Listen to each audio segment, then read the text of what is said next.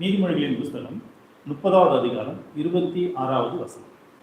நீதிமொழிகள் 30ஆம் அதிகாரம் 26ஆம் வசனம். சத்துவமற்ற ஜந்துவாய் இருந்தும் தங்கள் வீட்டை கண்மலையிலே தோண்டி வைக்கும் குழிமுசல்களும். ஓகே, இதை நீங்க கண்டினியூ பண்ணி படிக்கும்போது ஒரு சில அனிமல்ஸை பத்தி மென்ஷன் பண்ணி சொல்லுவார். சிஸ்டர் கொஞ்சம் கண்டினியூ பண்ணிடுங்க. அடுத்த வசனம். ராஜா இல்லாது இருந்தும் பவுஞ்சு பவுஞ்சாய் புறப்படுகிற வெட்டுக்கிளிகளும். தன் கைகளினால் வலையை பின்னி அரசர் அரமனையில் இருக்கிற சிலந்தி பூச்சியுமே. ஓகே, இப்போ இந்த வாசிக்கப்பட்ட இந்த அனிமல்ஸ் எல்லாம் நம்ம பார்த்தோம் அப்படின்னா இதெல்லாம் ஃபர்ஸ்டே சொல்லிடுறாரு. என்ன சொல்லிடுறாரு அப்படின்னு கேட்டீங்கன்னா சத்துவமற்ற ஜந்துவாய். அப்ப சத்துவம்னா என்ன? சத்துனா பலம். பலம் சொல்லலாமா? எனர்ஜி. அதாவது பெரிய மிருகங்களோட கம்பேர் பண்ணீங்க அப்படின்னா இதெல்லாம் என்ன இல்லை, ஒண்ணுமே இல்லை. ஒரு வெட்டுக்கிளியை நம்ம என்ன பண்ணலாம், வேகமா ஊதி விட்டோம் அப்படின்னு ஊதுனா என்ன ஆகும், அது கீழே விழுற மாதிரி. அப்ப அதுக்கு ஒரு பலம் இருக்கா? அதுக்கு பலமே இல்லை. அந்த மாதிரி பலமே இல்லாத சின்ன சின்ன அனிமல்ஸை, அதாவது கிரீச்சர்ஸை சாலமன் என்ன பண்ணிருக்காராம், ரொம்ப ஃபோக்கஸ் பண்ணி பார்த்துருக்கிறார். பார்த்துட்டு அதுங்க கிட்ட இருக்கக்கூடிய ஒரு குணம், அதே மாதிரி பலமான மிருகங்கள் அதுங்க கிட்ட இல்லாத குணம், இது ரெண்டையும் ஒப்பிட்டு பார்த்துட்டு தான் இந்த மிருகங்கள் பெஸ்ட் அப்படின்னு சொல்றாரு. இப்போ இந்த லிஸ்ட்ல ஒரு சிங்கமோ ஒரு புலியோ ஒரு யானையோ மென்ஷன் ஆயிருக்கா? அவர் சூஸ் பண்ணலாம் எதுன்னு பார்த்தீங்கன்னா எறும்பு, ராஜா வீட்டில் இருக்கிற பள்ளின்னு இருக்கும், சில இடத்துல அதை என்ன சொல்லுவாங்க, சிலந்தி பூச்சி அப்படின்னு சொல்லுவாங்க. ஓகே, இது எல்லாமே எப்படிப்பட்டது, ரொம்ப பலவீனமானது. இந்த அனிமல்ஸ்ல எடுத்துக்கிட்டீங்க அப்படின்னா பலமான அனிமல்ஸ்க்கு ரெண்டு கேரக்டர் இருக்கும். எல்லா அனிமல்ஸுக்குமே எது ப்ளஸ்ஸோ அதுக்கு ஆப்போசிட்டா ஒரு நெகட்டிவ் இருக்கும். இப்போ ஒரு சிறுத்தை, சீட்டா, லெப்பர்ட் இதை எடுத்துக்கிட்டோம் அப்படின்னா அது வந்து ஒரு நிமிஷத்துக்கு எவ்வளவு தூரம் ஓடும்?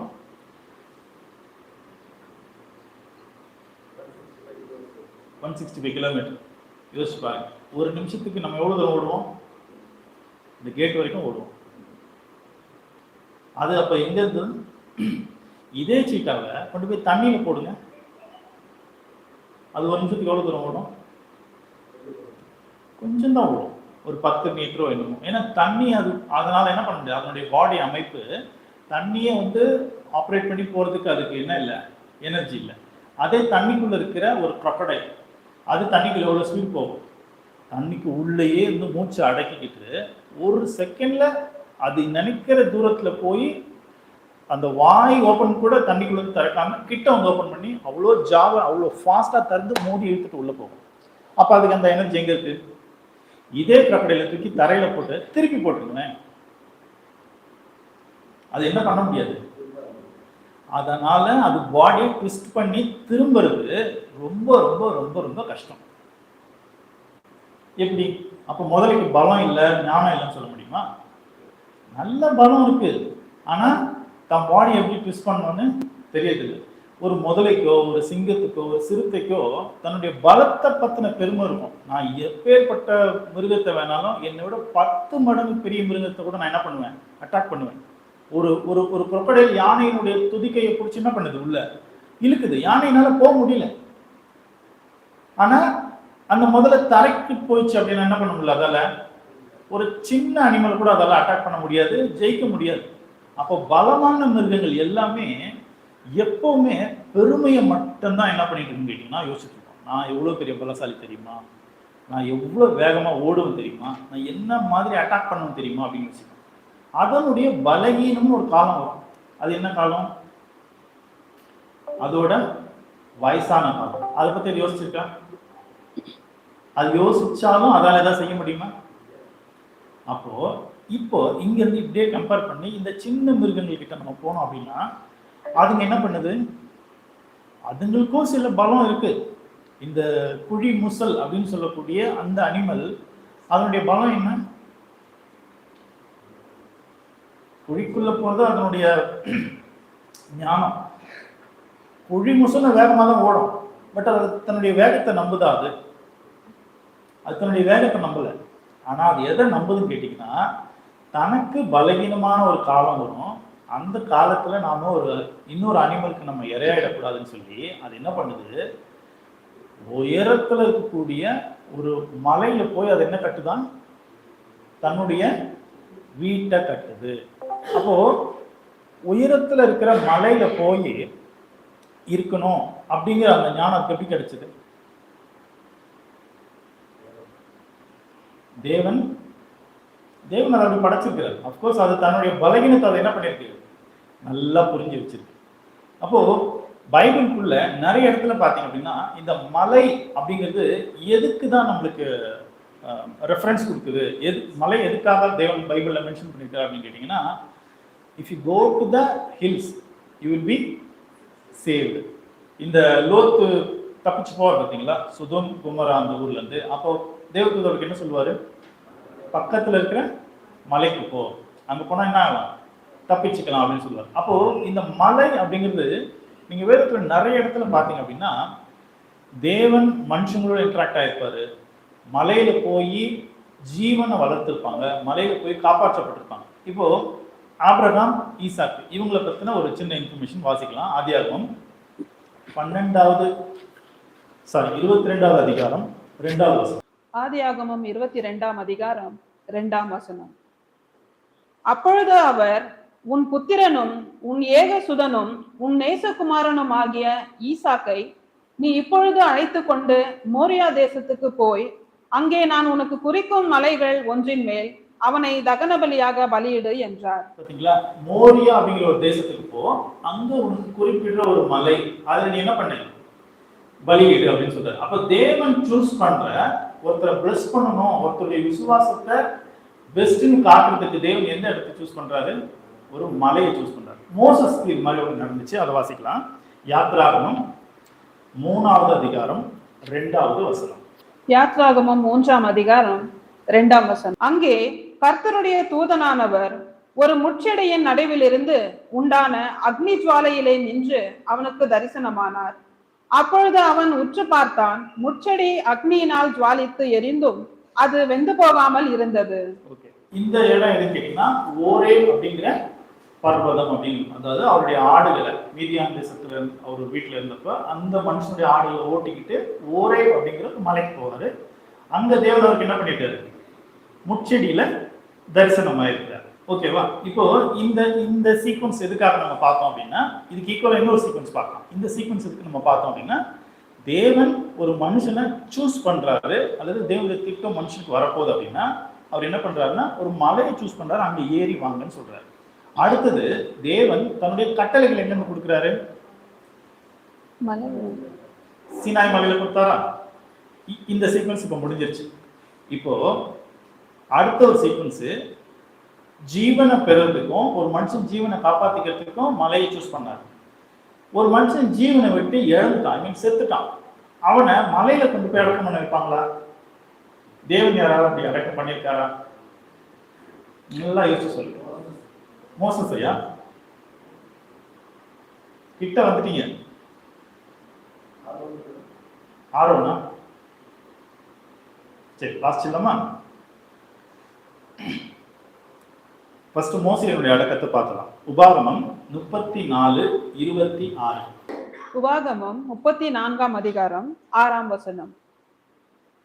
அவர் அவனை மோவாப் தேசத்தில் உள்ள பெத்பேயோருக்கு எதிரான பள்ளத்தாக்கிலே அடக்கம் பண்ணினார்கள். இந்நாள் வரைக்கும் ஒருவனும் அவன் பிரேத குழியை அறியான். மோசே அடக்கம் பண்ணப்பட்ட இடம் எது? பெத்போ. நேம் வேண்டாம், அது மலையா வேண்டாம், பள்ளத்தாக்கு. ஏன் தேவன் மலையை சூஸ் பண்ணல? சரி, அடுத்த ஒரு படிக்கலாமா? ஆதியாகமம் 23:11.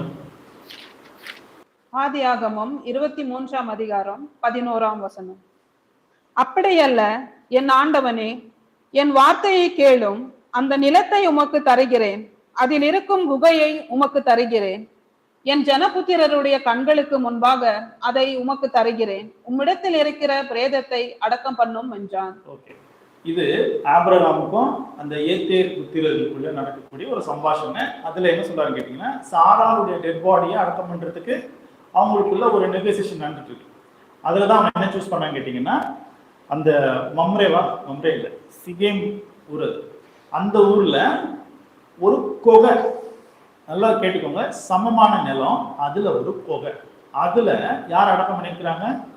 சாராளுடைய பாடியை அடக்கம் பண்ணிருக்கிறாங்க. அப்போ இறந்து போன ஒரு நபர் எப்பவுமே எங்க போறதில்லை அப்படின்னு கேட்டீங்கன்னா, மேல போறதில்லை, மலையில கொண்டு போய் தேவன் அடக்கம் பண்றதில்லை.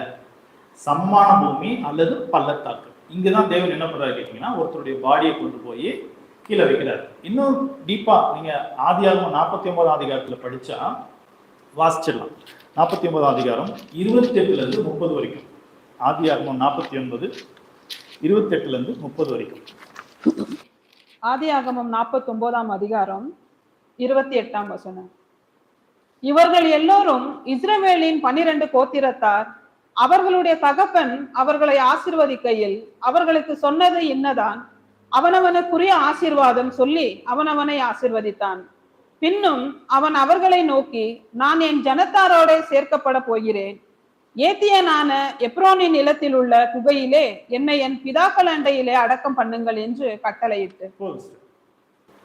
இதுலயும் யாக்கோபும் அதே சாட்சிய சொல்லிட்டாரு. எதுக்கு நம்ம ஏதாவது ஜம்ப் பண்ணி வந்தோம் அப்படின்னா, ஒரு டெட் பாடி எது உயிர் இல்லையோ, எது தொடர்ந்து தேவனுக்குள்ள நடக்க முடியாதோ, அதாவது ஒருத்தர் மறிச்சுட்டா அவங்க தேவன் என்ன பண்ண கேட்டீங்கன்னா கீழான நிலைமையில வைக்கிறாரு.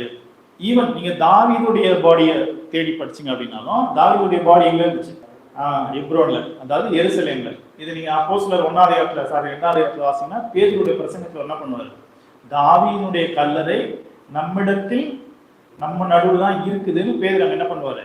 பெண்டிகாஸ்ட் பிரசங்கம் பண்ணும்போது சொல்லுவாரு. அப்போ இப்படி ஒரு டெட் பாடிக்கு தேவன் சூஸ் பண்ணி வச்சிருக்கக்கூடிய ஒரு இடம் எது அப்படின்னு கேட்டீங்கன்னா, சமமான பூமி அல்லது குகை அல்லது பள்ளத்தாக்கு. இப்போ இந்த மாதிரி சீக்வன்ஸ்ல வரும்போது ஒரே ஒரு நபர் மட்டும் தன்னோட பாடியை கொண்டு போய் உயர்ந்த இடத்துல வைக்கணும், எல்லாரும் தன்னுடைய மரணத்தை பத்தி தொடர்ந்து பேசிட்டே இருக்கணும் அப்படின்னு ஒருத்தர் ஆசைப்பட்டார். அவர் யாருன்னு உங்களுக்கு ஏதாவது க்ளூ இருக்கா? சாலமோனா? சத்தமா சொல்லணும் பிரதர், அது அவர் தான், அது இவர் தான், ஏதோ சொல்லிடணும். இயேசு கிறிஸ்து தான் மலையில வச்சாங்களா? சரி, அவர் யாருக்கு வாசிச்சலாமா? 2 ராஜாக்கள் 18வது அதிகாரம் 18வது வசனம். 2 கிங்ஸ் 2 ராஜாக்கள் 18ஆம் அதிகாரம் 18ஆம் வசனம். ராஜாவை அழைப்பித்தார்கள். அப்பொழுது இல்கியாவின் குமாரனாகிய எலியாக்கீம் என்னும் அரமனை விசாரிப்புக்காரனும், செப்னா என்னும் சம்ருத்தியும், ஆசாபின் குமாரனாகிய யோவாக் என்னும் கணக்கனும் அவர்களிடத்திற்கு புறப்பட்டு போனார்கள். ஓகே, இந்த இந்த இந்த ஒரு ஹிஸ்டரி வந்து எதுன்னா, இஸ்ரேல் ராஜாவுக்கும் அந்த அசீரிய ராஜா ஒருத்தங்களுக்குள்ளே நடக்கக்கூடிய ஒரு சண்டை. அவன் வந்து யுத்தத்துக்கு கூப்பிட்டு அவங்கள பிரச்சனை பண்ணிட்டு இருப்பான். அப்போ அந்த அசீரிய ராஜா வந்து இந்த ராஜாவை போகும்போது ராஜாவுடைய ரெப்ரசன்டேட்டிவாக இந்த 3 பேர் போவாங்க. ஒன்னு எலியாக்கீம், இன்னொன்று ஷெப்னா, இன்னொருத்தர் மூணாவது செப்னா, சம்ருத்தி, யோவாக். ஓகே, எலியாக்கீம், ஷெப்னா, யோவாக். இதுல நம்ம சிந்திக்க போற நபர் யார் அப்படின்னு பாத்தீங்கன்னா, இந்த செப்னா அப்படிங்கிற அந்த நபரை பத்தி தான் யோசிப்போம். இந்த ஷெப்னா அப்படிங்கிற இந்த பேருக்கான அர்த்தம் என்ன அப்படின்னு பாத்தீங்கன்னா, யங் டெண்டர். கிட்டத்தட்ட இந்த ஈக்குவலான ஒரு மீனிங் வரும். அதாவது இளமையான, வளருகின்ற, முன்னேற்றத்தை நோக்கி போகக்கூடிய இந்த மாதிரி மீனிங்ல இந்த செப்னாக்கு மீனிங் எடுத்துக்கலாம். இந்த செப்னா என்ன பண்ணியிருக்கிறார் அப்படின்னு கேட்டீங்கன்னா, ரொம்ப படிச்சவர். ஏன்னா ராஜாவுக்கு அவர் என்னவா இருந்திருக்கிறாரு? சம்பிரதியா இருந்திருக்கிறார். சம்பிரதினா என்ன? தூய தமிழ்ல அதை எழுதிக்கிறதுனால அதனுடைய இங்கிலீஷ் வேர்டு என்ன வருது அப்படின்னு பாத்தீங்கன்னா, பிரசிடென்ட் ஆர் பிரைம் மினிஸ்டர், இந்த மாதிரி இதுல சொல்லலாம். ஸ்டிவர்ட் அப்படின்னு கூட ஒரு மீனிங் கொடுக்குறாங்க. இது என்ன அப்படின்னு கேட்டீங்கன்னா, ராஜா சொல்லக்கூடிய வார்த்தையை இவர் என்ன பண்ணலாம், சொல்லலாம். இவர் சொன்னாருன்னா அது என்ன வேர்டு, அது ராஜா சொன்ன மாதிரியான ஒரு வார்த்தை. ஸோ அவ்வளோ பவர்ஃபுல்லு, அவ்வளோ படித்தவர், உயர்ந்த இடத்துல இருக்கிறாரு, ரொம்ப யங். பாருங்க எவ்வளோ பெரிய பிளஸிங் பாருங்க. ஒரு சின்ன வயசுலயே இவ்வளோ பெரிய உயர்ந்த இடத்துக்கு அவர் போயிட்டு இருக்கிறார். இப்படிப்பட்ட இடத்துல இருந்த நபர், இன்னும் நீங்க இது கீழே படிக்கும்போது என்ன ஆகும் கேட்டீங்கன்னா, அந்த அசிரிய ராஜா இவங்களை வந்து யூத பாஷையில இவங்க எல்லா மக்கள் நடுவில் இந்த 3 பேரை திட்டுவான். நான் உங்களுக்கு 2000 குதிரையோ என்னமோ தரேன் அப்படின்னு சொல்லுவான். அதுல ஏறதுக்கு உங்களுக்கு ஒரு ஆள், ஒவ்வொரு குதிரைக்கும் ஒரு ஆள் இருந்தா நீ என்ன பண்ணு, எங்களோட சண்டைக்கு வா அப்படின்ற மாதிரி, இன்னும் உங்களுடைய சிறுநீரை உங்களை குடிக்க வைப்பேன் அப்படின்ற மாதிரி ரொம்ப ரொம்ப வல்காரிட்டியா பேசுவான். அப்போ இவர்தான் பதில் சொல்லுவார், உம்முடைய அடியாங்களோடு நீ எப்படி பேசுங்க, யூத பாஷையில பேசாதீங்க, அராமிக்கா வேற என்ன பாஷை, சாரி அவங்களோட அசீரிய பாஷையில பேசுங்க அப்படின்னு சொல்லுவான். ஆனா அவன் என்ன பண்ண மாட்டான், அந்த ராஜா யூத பாஷையிலே பேசுவான். ஏன்? ஈப்ரு பேசினாதான் எல்லா மக்களுக்கும் என்ன ஆகும், இவங்க முன்னாடி, அதாவது மக்கள் முன்னாடி இந்த ராஜாவையும் ராஜாவுடைய பிரதிநிதிகளையும் அவமானப்படுத்த முடியும் அப்படிங்கிறதுக்காக. ஆனா அவன் அதை கேட்காம அவமானப்படுத்திட்டு போயிடுவான். இவங்க போய் ராஜா கிட்ட சொல்லுவாங்க. அதுக்கப்புறம் ஏசையா கிட்ட போய் சொல்லும் போது ஏசையா ஜெபம் பண்ணுவாரு, இந்த பிரச்சனையிலிருந்து அவங்கள காப்பாற்றுவார். இப்போ இந்த ஷெஃப்னா இவ்வளவு ஒரு இம்பார்ட்டன்டான ஒரு இடத்துல இருந்திருக்காரு பார்த்தீங்களா. இருந்துகிட்டு இவர் என்ன ஒரு வேலையை பார்த்திருக்கிறார் அப்படின்னு பார்த்தீங்கன்னா, இவர் செஞ்ச ஒரு மோசமான வேலை தான் பைபிளுக்குள்ள வேற யாருமே அப்படி ஒரு வேலையை செய்யவே இல்லை. வாசிக்கலாம், ஏசாயாவின் புஸ்தகம் 22வது அதிகாரம் 15 19 வரைக்கும். ஏசாயா 22 15 19 வரைக்கும். ஏசாயா 22ஆம் அதிகாரம் 15 19. சேனைகளின் கர்த்தராகிய ஆண்டவர் உரைத்ததாவது, நீ அரண்மனை விசாரிப்புக்காரனும் பொக்கிஷக்காரனும் ஆகிய செப்னா என்பவனிடத்தில் போய் சொல்ல வேண்டியது என்னவென்றால், உயர்ந்த ஸ்தலத்திலே தன் கல்லறையை வெட்டி கண்மலையிலே தனக்கு வாசஸ்தலத்தை தோண்டுகிறவனை போல நீ உனக்கு இங்கே கல்லறையை வெட்டும்படிக்கு உனக்கு இங்கே என்ன இருக்கிறது, உனக்கு இங்கே யார் இருக்கிறார்கள்? இதோ பலவான் ஒருவனை துரத்துகிறவனுமாக கர்த்தர் உன்னை துரத்துவிட்டு நிச்சயமாய் உன்னை மூடி போடுவார். அவர் உன்னை உண்டையை போல அகலமும் விசாலமுமான தேசத்திலே சுழற்றி எரிந்திடுவார். அங்கே நீ சாவாய். அங்கே உன் மகிமையின் ரதங்கள் உன் ஆண்டவனுடைய வீட்டுக்கு இகழ்ச்சியாயிருக்கும். உன்னை தேங்க்யூ. அப்ப இந்த செஃப்னா என்ன பண்ணிருக்காரு, உயர்ந்த இடத்துல போய் என்ன பண்ணிருக்காரா, கல்லறைய கட்டி இருக்கிறாருன்னு சொல்லுது. ஓகே, நீங்க வேற யாருக்காவது உயர்ந்த இடத்துல கல்லறைய வெட்டின நபரை பத்தி கேள்விப்பட்டிருக்கீங்களா? நீங்க இந்த ஃபேக்டை வந்து, இது ஹிஸ்டாரிக்கல் ஃபேக்ட், நீங்க வந்து பிரிட்டிஷ் ஜுவாலஜிக்கலா அந்த ஆர்கியாலஜிக்கெல்லாம் வச்சிருப்பாங்கல்ல, அந்த மியூசியம்ல இவர் வச்ச அந்த கல்வெட்டு, அப்புறம் அவர் கட்டின அந்த கல்லறை, அதனுடைய போட்டோஸ்லாம் கூட வச்சதை யூடியூப்ல நீங்க போய் தேடி பார்த்தீங்க அப்படின்னா, Bible fact, historical fact, evidence அப்படிங்கிற விஷயங்களை தேடி பார்த்தீங்கன்னா இந்த செஃப்னாவுடைய கல்லறை உங்களால் என்ன பண்ண முடியும், பார்க்க முடியும். அப்போ இந்த செஃப்னா பண்ண இந்த வேலை ஏன் தேவனுக்கு எரிச்சல் தரக்கூடியதா இருந்துச்சு அப்படின்னு கேட்டீங்கன்னா, தேவன் தன்னுடைய ராஜாக்களை நியமிச்சு தன்னுடைய மக்களை பாதுகாத்து வழிநடத்துறதுக்காக ஒரு ராஜா மட்டும் வைக்கிறாருன்னு கேட்டீங்கன்னா, ஒரு ராஜா மட்டும் வைக்கிறது இல்லை. அந்த ராஜாவுக்கு இன்னர் சர்க்கிள், உள்வட்ட பிரதிநிதிகள் அப்படிங்கிற பேர்ல மந்திரி, படைத்தளபதி, ஆலோசகர்கள், அப்புறம் வியாபாரம் செய்யறவங்க நிறைய பேர் என்ன பண்ணிப்பார், தேவன் கொடுத்துருப்பார். ராஜா மட்டும் நல்லவரா இருந்தா அந்த தேசம் நல்லா இருந்ததுன்னா கூட இருக்கிற எல்லாரும் என்ன பண்ணணும், அதே தரிசனத்தோட போகணும். ஒரு சபைக்குள்ள, ஒரு குடும்பத்துக்குள்ள ஒரு குடும்ப தலைவன் மட்டும் தேவனுக்கு பிரியமா நடந்துட்டா அந்த குடும்பம் நல்லா போகுமான்னு கேட்டீங்கன்னா நல்லா போகாது. எப்படி 2 மாடு இருக்கிற வண்டியில ஒரு மாடு ஓடாத நொண்டி மாடா இல்லை குள்ள மாடா இருந்துச்சுன்னா அந்த வண்டி முன்னேறி போகணும்னு நினைக்கிறீங்க, அது தடமாறி தான் போகும். அப்போ அதே மாதிரி ஒரு சபைக்குள்ள இருக்கிற எல்லாரும் ஒரே மைண்டோட இருக்கணும். நாம் எதுக்காக இங்க வந்திருக்கிறோம், ஏன் இந்த இயேசு கிறிஸ்துவை நாம் ஏற்றிருக்கிறோம். அப்போ இந்த தரிசனம், இந்த விஷன், இது எல்லாம் நம்மளுக்கு வேதத்தின் வழியாகவும் போதனையின் வழியாகவும் நமக்கு உள்ள போகலன்னு வச்சுக்கோமே, நம்ம என்ன ஆகிடும் கேட்டீங்கன்னா, தேவனுடைய கான்செப்டே புரிஞ்சுக்க மாட்டோம். ஃபர்ஸ்ட் தேவன்னா என்ன? ஜீவன். தேவன் எல்லாத்துக்கும் எதுவா இருக்காரு? இந்த உலகத்துல இருக்கிற எல்லா உயிர்களுக்கும் ஜீவ நாடி, ஜீவ பேஸ் யாருன்னு கேட்டீங்கன்னா இது அவனுக்கு தேவன் தான். அப்ப அவரை வணங்குற நபர் தன்னுடைய ஜீவனை காப்பாத்திக்கிறதுக்கு, ஜீவனை மேம்படுத்தி கொண்டு போறதுக்கு ஏற்றதை தேடாம மரணத்தை செலிப்ரேட் பண்ணணும் அப்படின்னு நினைச்சா அது தேவன் அவமானப்படுத்துற மாதிரி இருக்குமா இருக்காது? என்னமோ சொல்றீங்க நீங்களும் நாங்களும் அப்படியே கேட்டுட்டு இன்னும் ஒரு 1/2 மணி நேரம் இருக்கு, கறிக்கடவா வாங்குது, சர்ச்சு போகுது, நாங்க போயிடுவோம். அப்ப இவரு இந்த இந்த மரணத்தை ஏன் செலிப்ரேட் பண்ணணும்னு வைக்கிறார் அப்படின்னு கேட்டீங்கன்னா பெருமை. பெருமை எடுத்துக்கலாமா இல்ல வேற ஏதாவது சொல்லலாமா? நீங்க சொல்லுங்க. பெருமை தானே. இப்போ என் டெத்து, நான் செத்துட்டேன், என் டெத்து வந்து ஒரு 2000-3000 பேர் வந்திருக்காங்க டெத்துக்கு.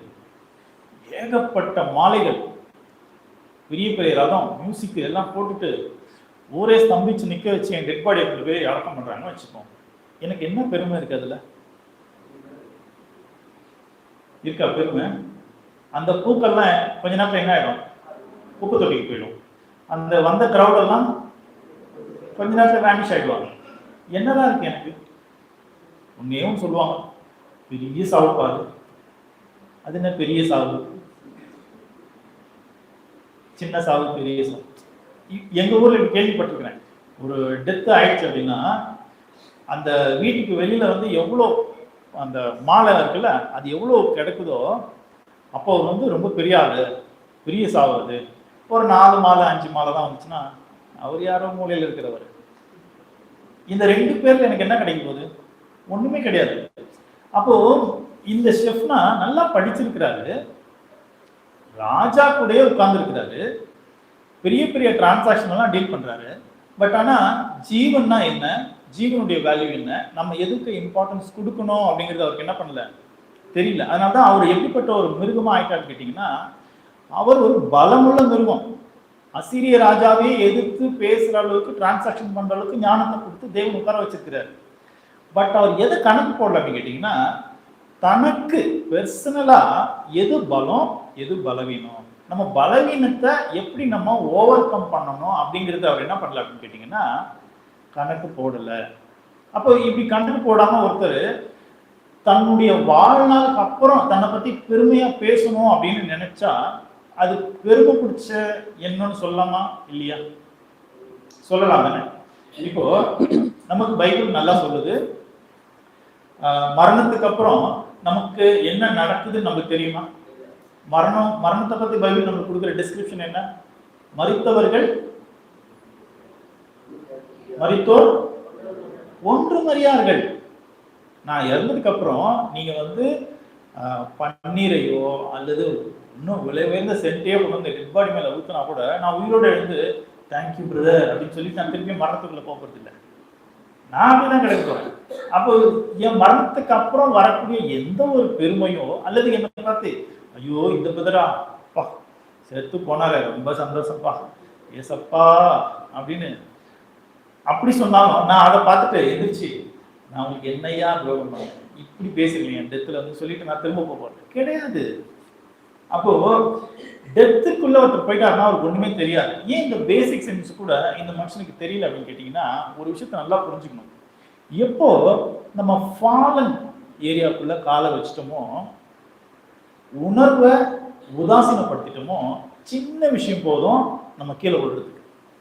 நமக்கு பெரிய அளவுல உணர்த்துதெல்லாம் வரணும் இல்லை. பாவத்துக்குள்ள ஒருத்தர் போயிட்டார் அப்படின்னு கேட்டீங்கன்னா ரொம்ப சின்ன விஷயத்துல அவங்க என்ன ஆயிடுவாங்கன்னா பட்டுன்னு விழுந்துருவாங்க. இப்போ இந்த செஃப்னாக்கு என்ன ஆச்சுன்னு படிச்சிட்டோம். அவரை வந்து தேவன் என்ன பண்ணுவார், அவருடைய ஸ்தானத்துல இருந்து தூக்கி போட்டுருவாரு. அப்புறம் விசாலமான தேசத்துல உன்னை என்ன பண்ணுவேன், சுழற்றி போட்டுருவேன், நீ என்ன ஆயிடுவ, செத்தே போயிடுவ அப்படின்னு சொல்லி அங்க சொல்லிட்டாரு. அப்ப இவருடைய ஸ்தானத்துக்கு இன்னொருத்தரை தேவன் கூட்டிட்டு வர்றாரு. அவரை தேவன் எப்படி ஆக்குவாரு அப்படின்னு சொல்லி அடுத்த இருக்கிற வசனங்கள்ல வாசிக்கலாம். 20ஆம் வசனத்திலிருந்து வாசிக்கலாம். அந்நாளிலே இல்கியாவின் குமாரனாகிய எலியாக்கீம் என்னும் என் ஊழியக்காரனை நான் அழைத்து உன் வஸ்திரத்தை அவனுக்கு தரித்து உன் கச்சையால் அவனை இடைக்கட்டி உன் அதிகாரத்தை அவன் கையிலே கொடுப்பேன். அவன் எருசலேமின் குடிகளுக்கும் யூதாவின் வம்சத்துக்கும் தகப்பனாய் இருப்பான். தாவீதுடைய வீட்டின் திறவுகோலை அவன் தோளின் மேல் வைப்பேன். ஒருவரும் பூட்டக்கூடாதபடிக்கு அவன் திறப்பான், ஒருவரும் திறக்கக்கூடாதபடிக்கு அவன் பூட்டுவான். அப்போ இந்த ஷெஃப்னாவுக்கு இன்ஸ்டிடா மாற்றுதலா ஆல்டர்னேட்டிவா தேவன் யாரை கொண்டு வந்துட்டாரு? எலியாக்கிம். இப்போ அந்த இடத்துல வச்சுப்பாங்க, ஷெஃப்னாவுடைய போஸ்டிங்கும் எலியாக்கிமுடைய போஸ்டிங்கும் ரெண்டு பேர்ல யாருக்கு உயர்ந்த போஸ்டிங் ஃபர்ஸ்ட் இருந்தது?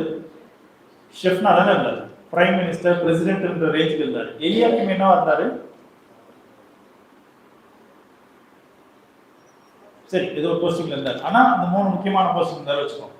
அது இப்ப நமக்கு முக்கியம் இல்லை. ஆனா ஒருத்தரை தள்ளிட்டு கொண்டு வராரு அப்படின்னா, தேவன் ஒருத்தரை கொண்டு போகும்போது அவருடைய கிரியை நல்லதா இருந்தா மேல கொண்டு போவாரா கீழே கொண்டு போவார்?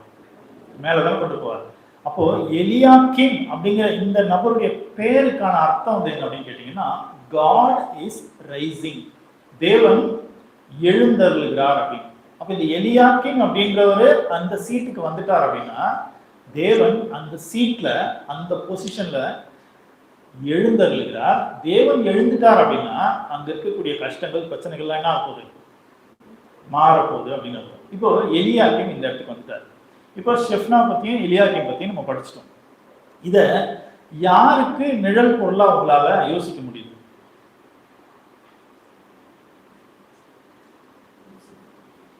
Jesus, Lucifer. Very good. அவ்வளவுதானா?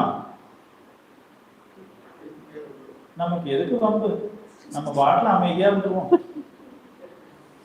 அதுவும் சகோதரிகள் சைடு ரொம்ப பிளஸிங். அப்படி கவர் பண்ணிட்டாங்க அப்படின்னா அப்படியே பைபிளை எடுத்து டக்குன்னு படிக்க ஆரம்பிச்சிடும். பாவப்பட்ட நபர்கள் யாருன்னு கேட்டீங்கன்னா சகோதரர்கள் தான். எல்லாத்துலயும் மாட்டிக்கிறது சகோதரர்கள் தான். ஓகே, சிஸ்டர் சொன்ன மாதிரி லூசிஃபருக்கு ஒரு அடையாளமா எடுத்துக்கலாம். பட் ஆல்டர்னேட்டிவா அந்த சைட்ல யாரையா காட்டணுமே. அப்ப இது நம்ம யாருக்கு ஒரு அடையாளமா எடுக்கலாம்னு கேட்டீங்கன்னா, ஃபர்ஸ்ட் ஷெஃப்னாக்கு அடையாளமா யூதாஸ் காரியத்தை தேடும். ஏன் அப்படின்னா யூதாஸ் காரியத்து தான் யாரு ஒருத்தர் வாழ வைக்கக்கூடிய விஷயங்களை போதிக்கிறாரோ, அந்த வழியில் நடத்துகிறாரோ, அவரை கொண்டு போய் மரணத்துல வைக்கணும்னு ஆசைப்பட்டார். பார்த்தீங்களா? அம்மாவா இல்லையா? அவர் வழிநடத்தினது யாரு? இயேசு கிறிஸ்து. இயேசு கிறிஸ்துவை குடிச்சு கொடுத்து சிலுவையில் அடிச்சு சாகடிக்கணும் அப்படின்னு நினைச்சது யாரு? யூதாஸ் காரியத்து. அப்போ ஜீவனை கொண்டு போய் மரணத்துல வைக்கணும்னு நினைச்ச இந்த நபரை நம்ம யாருக்கு ஒப்பிட்டு பார்க்கலாம்னு கேட்டீங்கன்னா, யூதாஸ் காரியத்துக்கு ஒப்பிட்டு பார்க்கலாம். இப்ப இந்த யூதாஸ் காரியத்து நீக்கப்பட்டுட்டார் அப்படின்னா இவருக்கு ஆல்டர்னேட்டிவா யார் வந்தது இந்த இடத்துல? பவுல். வாசிக்கலாமா? அப்போஸ்தலர் 1வது அதிகாரம் 17 முதல் 20 வரை. ஆக்ட்ஸ் 1:17-20. அப்போஸ்தலர் 1ஆம் அதிகாரம் 17ஆம் வசனம். அவன் எங்களில் ஒருவனாக எண்ணப்பட்டு இந்த ஊழியத்திலே பங்கு பெற்றவனாய் இருந்தான். அநீதத்தின் கூலியினால் அவன் ஒரு நிலத்தை சம்பாதித்து தலைகீழாக விழுந்தான். அவன் வயிறு வெடித்து குடல்கள் எல்லாம் சரிந்து போயிற்று. இது எருசலேமில் உள்ள குடிகள் யாவருக்கும் தெரிந்திருக்கிறது. அதனாலே அந்த நிலம் அவர்களுடைய பாஷையிலே இரத்த நிலம் என்று அர்த்தம் கொள்ளும். அகல்தமாய் எண்ணப்பட்டிருக்கிறது. சங்கீத புஸ்தகத்திலே அவனுடைய வாசஸ்தலம் பாழாக கடவது, ஒருவனும் அதில் வாசம் பண்ணாது இருப்பானாக என்றும் அவனுடைய கண்காணிப்பை வேறொருவன் பெறக்கடவன் என்றும் எழுதியிருக்கிறது. அப்போ இவர் வாங்கின அந்த நிலம், அவருடைய வாசஸ்தலம் இன்னொருத்தர் போய் என்ன பண்ண முடியாது? வாழவே முடியாது. எப்படி ஷெஃப்னாவுடைய அந்த வீடு அவர் உயர்ந்த ஸ்தலத்துல வாங்கின கல்லறை இன்னைக்கு வரைக்கும் அது யாரும் வாழ முடியாத தகுதியற்ற ஒரு இடமா போயிடுச்சோ, அதே மாதிரி யூதாஸ் காரியத்தை செஞ்ச இந்த வேலை அவர் மறைமுகமா செய்யணும்னு நினைச்ச அந்த வேலை ரகசியமா யாருக்கும் தெரியாம செஞ்சிடலாம் நினைச்சது எந்த மாதிரி ஆயிடுச்சுன்னு கேட்டீங்கன்னா, வாரம் எல்லாரும் பேசக்கூடிய ஏதோ ஒரு டாபிக்ல அவர் என்ன ஆயிடுவாரு? ஒரு நெகட்டிவ் கேரக்டர்னு 10 பேர் எடுத்தாங்கன்னா இவரே கொண்டு என்ன பண்ணிடுவாங்க?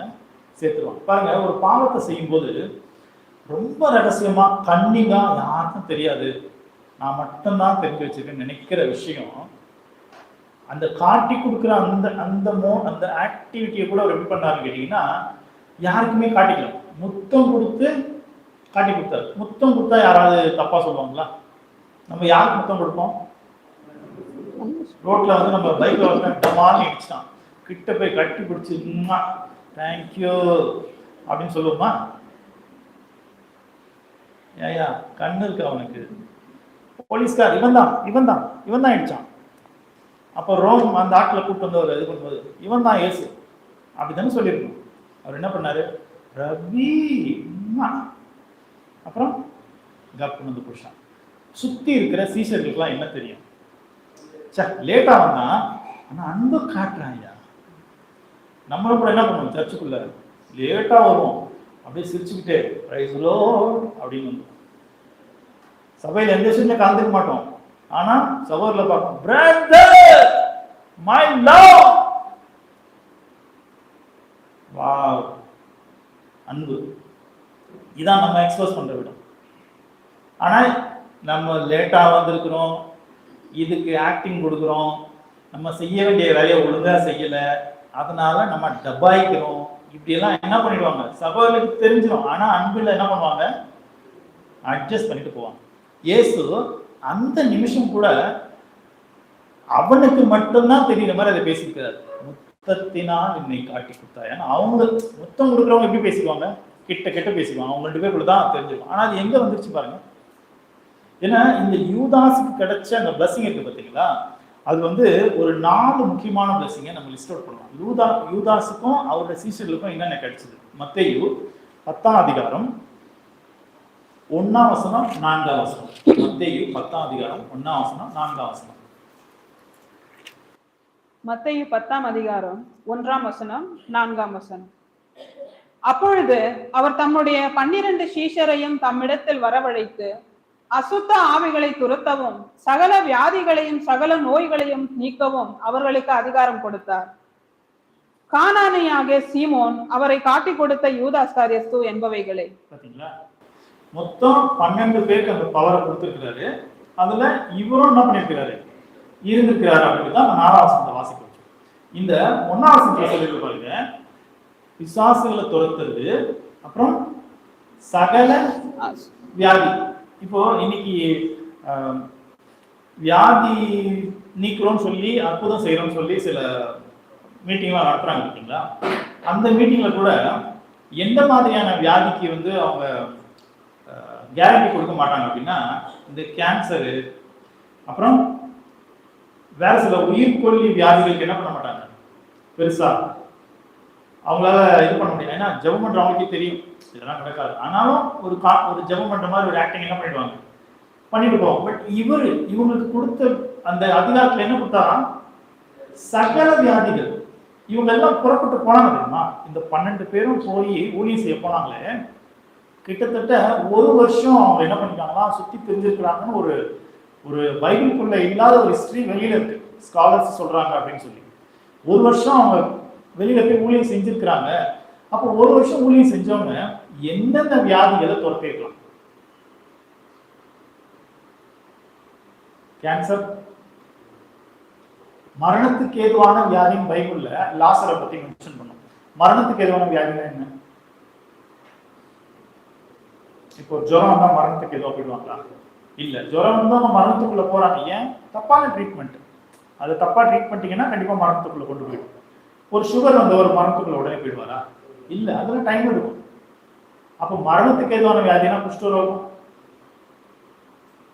கேன்சர், இன்னும் வேற ஏதாவது வியாதிகள் பேர் சொல்ல தெரியல, பட் ஆனா இருந்திருக்கு, அந்த காலத்துல இருந்திருக்கு. அப்படிப்பட்ட வியாதியில இருந்து ஒருத்தரை யூதாஸ் மீட்டுட்டாருன்னு வச்சுக்கோம். அந்த மீட்கப்பட்ட நபர் யூதாஸை சும்மா அனுப்பிடுவாரா? இந்த 12 பேர் ஒன்னா போயிருப்பாங்கன்னு நினைக்கிறீங்களா? எல்லாருமே 2 பேராவோ இல்ல ஒவ்வொருத்தராவோ போய் என்ன பண்ணிருக்கணும்? அந்த ஊழியத்தை செஞ்சிருக்கணும். அந்த ஊழியத்தை செய்யும் போது அவனுக்கு நிறைய மேன்மை கிடைச்சிருக்கும். நிறைய பாராட்டு, பரிசு பொருட்கள், அன்பு, மதிப்பு, ஐக்கியம் எல்லாம் கிடைச்சிருக்கும். புது புது ரிலேஷன்ஷிப் எல்லாம் கிடைச்சிருக்கும். இவ்வளத்தையும் பார்த்துட்டு ஒருத்தரால இந்த வல்லமை கொடுத்த நபரை கொண்டு போய் மரணத்துக்குள்ள போட விருப்பம் வருமா? அப்போ இவ்வளவு அனுபவிச்ச ஒருத்தர் கூட என்ன ஆக முடியும் கேட்டீங்கன்னா கெட்டு போக முடியும். இந்த சத்தியத்தை விட்டுட்டு பின்னாடி போக முடியும். அப்புறம் பிசாசு துரத்திருக்கிறாங்க. நம்மள எத்தனை பேர் பிசாசு துரத்திருக்கோம்? பிசாசு தான் நம்மள துரத்தும். இந்த பாரு ரொம்பன்னு போயிரு, இல்லைன்னா அப்படி ஆயிடும். அடுத்தது 13வது அதிகாரம் 10, 11. மத்தேயுல 13வது அதிகாரம் 10ஆம் வசனம் 11ஆம் வசனம். மத்தேயு 13ஆம் அதிகாரம் 10ஆம் வசனம் 11ஆம் வசனம். அப்பொழுது சீஷர்கள் அவரிடத்தில் வந்து, ஏன் அவர்களோட உவமையங்களாக பேசுகிறீர் என்று கேட்டார்கள். அவர்களுக்கு அவர் பிரதியுத்தரமாக, பரலோக ராஜ்யத்தின் ரகசியங்களை அறியும்படி உங்களுக்கு அருளப்பட்டது, அவர்களுக்கோ அருளப்படவில்லை. இந்த அதிகாரத்துல 3ஆம் வசனம் படிச்சீங்க அப்படின்னா, விதைக்கிறவன் ஒருவன் புறப்பட்டான்னு சொல்லி பரலோக ராஜ்யம் எப்படி இந்த பூமிக்குள்ள விதைக்கப்பட போகுது, பரலோக ராஜ்யம் இந்த பூமியில எப்படி செயல்பட போகுது, அதுக்குள்ள வர்றவங்களுக்கு என்னென்ன பிரச்சனைலாம் வரப்போகுதுன்றத வெறும் ஓமையாக ஃபர்ஸ்ட் லைன்ல சொல்லிடுவார். விதைக்கிறவன் புறப்பட்டான், விதைச்சான், வலியருக வந்துச்சு, கற்பாறை இடத்துல வந்துச்சு, முள்ளுள்ள இடத்துல வந்துச்சு, சில விதை மட்டும் நல்லதா பலன் கொடுத்துச்சுன்னு பப்ளிக்ல பேசிடுவார். அதே இயேசு கிறிஸ்து இவங்க வந்து கேட்கும்போது, இந்த 12 பேர் கேட்கும்போது, அந்த 4 கேட்டகரி ஆஃப் பீப்புள்ஸையும் கிளியரா டீகோட் பண்ணி சொல்லி கொடுப்பார். எப்படி சொல்லி கொடுப்பாருன்னு கேட்டீங்கன்னா, வழி அருகே விழுந்தவன் யாரு, அவன்கிட்ட யார் வருவா, அவன்கிட்ட தான் யார் வருவான்னு கேட்டீங்கன்னா சாத்தான் வருவான். வந்து என்ன பண்ணுவான், விதைய கொத்தி எடுத்துட்டு போயிடுவான். அப்புறம் முள்ளுள்ள இடத்துல விழுந்தவங்க யார் அப்படின்னு கேட்டீங்கன்னா, முள்ளுள்ள இடத்துல இருக்கிறவங்க கிட்ட வந்து அது சீக்கிரம் வளர்ந்துருமா. ஆனா அவங்க கிட்டயே இருக்கக்கூடிய இச்சை, பண ஆசை, உலக புகழ், இந்த மாதிரி சில குணங்கள் அவங்களுக்குள்ளேயே இருக்குமா. அவங்களுக்குள்ளேயே இருக்கக்கூடிய குணம் அவங்க கேட்ட சத்தியத்துக்கு ஆப்போசிட்டா வேலை செஞ்சு அந்த சத்தியத்தை அவங்களுக்குள்ள டாமினேட் பண்ணிடும். அப்ப என்ன ஆடுவாங்க, அவங்க கேட்டாங்க, கத்துக்கிட்டாங்க, பட் அவங்களுக்குள்ள புது சிஸ்டனுடைய பவர் கம்மியாகவும் பழைய சிஸ்டனுடைய பவர் அதிகமாகவும் இருக்கிறதுனால இந்த பழைய சிஸ்டி புது சிஸ்டி அப்படி என்ன பண்ணிடும், அப்படியே அமைக்கிடும். எதுக்குப்பா நீ எல்லாம் அந்தாலும் மன்னிச்சுக்கிட்டு, எதுக்குப்பா சர்ச்சுக்கு காணிக்க காசெல்லாம் கொடுத்துக்கிட்டு போலாம். இன்னும் உலகத்துல நம்ம வந்து இந்த சின்ன வீட்டுல இருந்து கஷ்டப்படணும், பெரிய வீடு கட்டணும்யா, வீட்டை வாங்கு, நிலத்தை வாங்குவியா, போய் சர்ச்சுக்கு காசு கொடுக்குறேன், இந்த கன்வென்ஷன் நடத்துறேன். இந்த மாதிரி இச்சைகள், இந்த மாதிரி ஆசைகள், இந்த வேர் கொஞ்சமா எந்திரிக்கும் போது, ஏன்னா பிரசங்கத்தை கேட்கும் போது எல்லா மனுஷனும் தூண்டப்படுவாங்க. ஆமா நம்ம தேவனுக்காக வாழணும் அப்படின்னு ஆசைப்படுவாங்க. ஆனா இவங்க உலகத்துக்குள்ள திரும்ப போகும்போது அங்க இருக்கக்கூடிய இன்ஃப்ளூயன்ஸ் ஆன பீப்புள் ரொம்ப சாதாரணமான ஒருத்தானால ஒரு பிசினஸ் பண்ணி டக்குன்னு பெரியாரா வந்திருப்பான். இவனே இப்படி வந்துட்டான், நான் வர முடியாதான்னு சொல்லி அந்த முள்ளு இந்த விதைய நசுக்கிடும். இப்போ யூதாஸ் காரியத்துக்கு இந்த பரலோகத்தின் ரகசியங்கள் தெரிஞ்சிச்சா இல்லையா? இயேசு டீகோட் பண்ணி சொல்லும் போது கேட்டாரா இல்லையா? அப்ப இவருக்கு தெரிஞ்சுக்கணும்ல நான் என்ன மாதிரி இடத்துல இருக்கிறேன். இந்த 12 பேரும் அவங்க 4ல 1, ஆமாவா இல்லையா? இன்னும் அவங்க கிட்ட இருந்து ஃபர்ஸ்ட் கேட்டகரி சாத்தான் வசனத்தை எடுக்க முடியல. ஆனா செகண்ட் கேட்டகரியில அவங்க என்ன ஆயிட்டாங்க, முள்ளு வந்து குத்திடுச்சு. 3ஆவது 19ஆவது அதிகாரம், அதுலயே மத்தேயுல 19ஆம் அதிகாரம் 28, 29. மத்தேயு 19ஆம் அதிகாரம் 28, 29. அதற்கு இயேசு, மறுஜன்ம காலத்திலே மனுஷகுமாரன் தம்முடைய மகிமையுள்ள சிங்காசனத்தின் மேல் வீற்றிருக்கும் போது என்னை பின்பற்றின நீங்களும் இஸ்ரவேலின் 12 கோத்திரங்களையும் நியாய தீர்க்கிறவர்களாக 12 சிங்காசனங்களின் மேல் வீற்றிருப்பீர்கள் என்று மெய்யாகவே உங்களுக்கு சொல்லுகிறேன். பாத்தீங்களா, இயேசு மெய்யாகவே அப்படின்னு சொன்ன சில வசனங்கள்ல இதுவும் ஒரு இம்பார்ட்டன்டான. இந்த இம்பார்ட்டன்ட் யாருன்னா எக்ஸாக்டா இந்த 12 பேருக்கு மட்டும்தான் அந்த பிளஸிங். நம்ம கூட அதை என்ன பண்ண முடியாது, போக முடியாது. அப்ப எவ்வளவு பேர் பிளஸிங் பாருங்க. நீங்க பரலோகத்துக்கு வந்துருவீங்க, அங்க நியாயம் தீர்க்க போற 12 சிங்காசனம் இருக்கு, அதுல கண்டிப்பா நான் என்ன பண்ணுவேன், உங்களை உட்கார வைப்பேன் அப்படின்ட்டு. எவ்வளவு பெரிய ப்ராமிஸ் பாருங்க. இன்னைக்கு நம்மளால சொல்ல முடியுமா? இப்போ இங்க இருக்கிற எல்லாருடைய சொத்துக்களையும் நம்ம ஒண்ணு திரட்டி இந்த உலகத்துல ஒரு போஸ்டிங் வாங்கினா என்ன வாங்கலாம்? ஒரு கவுன்சிலர் சீட் வாங்கலாமா? ஜெயிக்க முடியுமா? முடியாதா? பாருங்க, நம்மளால இங்க இருக்கிற அத்தனை பேருடைய சொத்துக்கள் நான் சொல்றேன், நீங்க சேர்த்து வச்சிருக்கிறது, நீங்க கழுத்துல காதுல போட்டிருக்கிறது எல்லாத்தையும் கழட்டி வித்துட்டு ஒரு 2 கோடி ரூபாய் இல்ல 3 கோடி ரூபாய் ரெடி பண்ணாலும் we can't afford a counselor seat.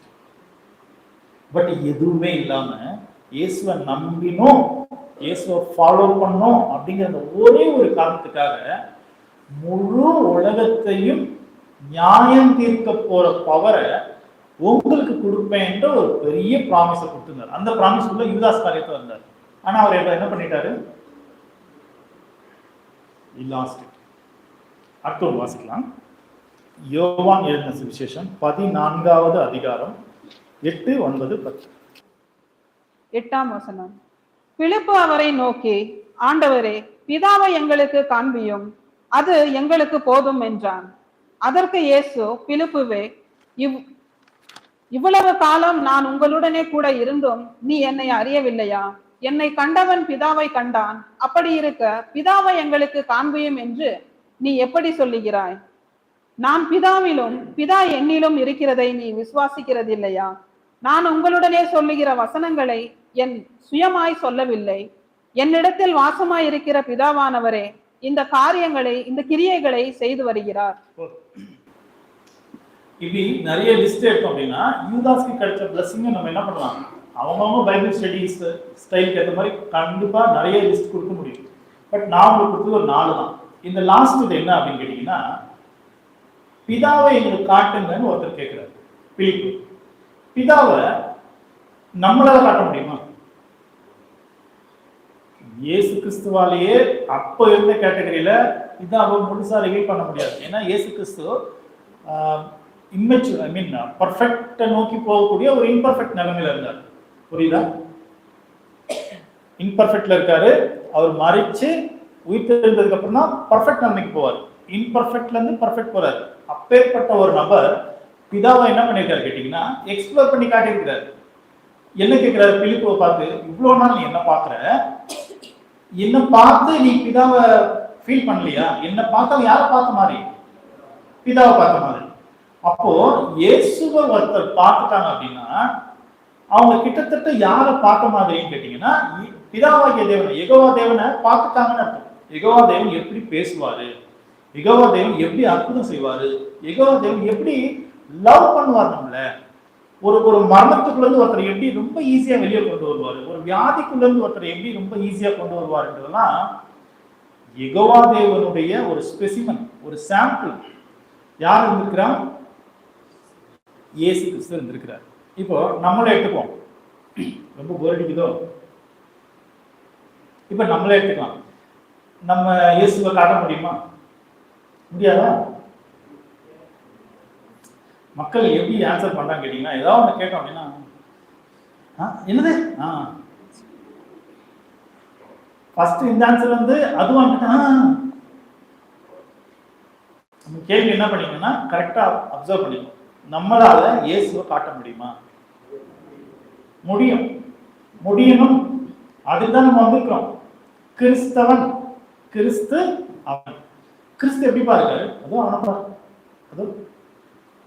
அதுவும் அவங்கள பாரு, அதுவும் அவங்கள பாரு அப்படின்னு நம்மளை காட்டி சொல்லணும். கிறிஸ்து எப்படி இருக்க மாட்டார்? அது அவங்களே நான் பாரு. இப்பதானப்பா சொன்னேன், அவங்க சர்ச்சுக்குள்ள இருக்கும்போது கிறிஸ்து தான், வெளியில போயிட்டா கிறிஸ்து போயிடுவாரு. அவன், அவள், அது மட்டும்தான். அப்படியா?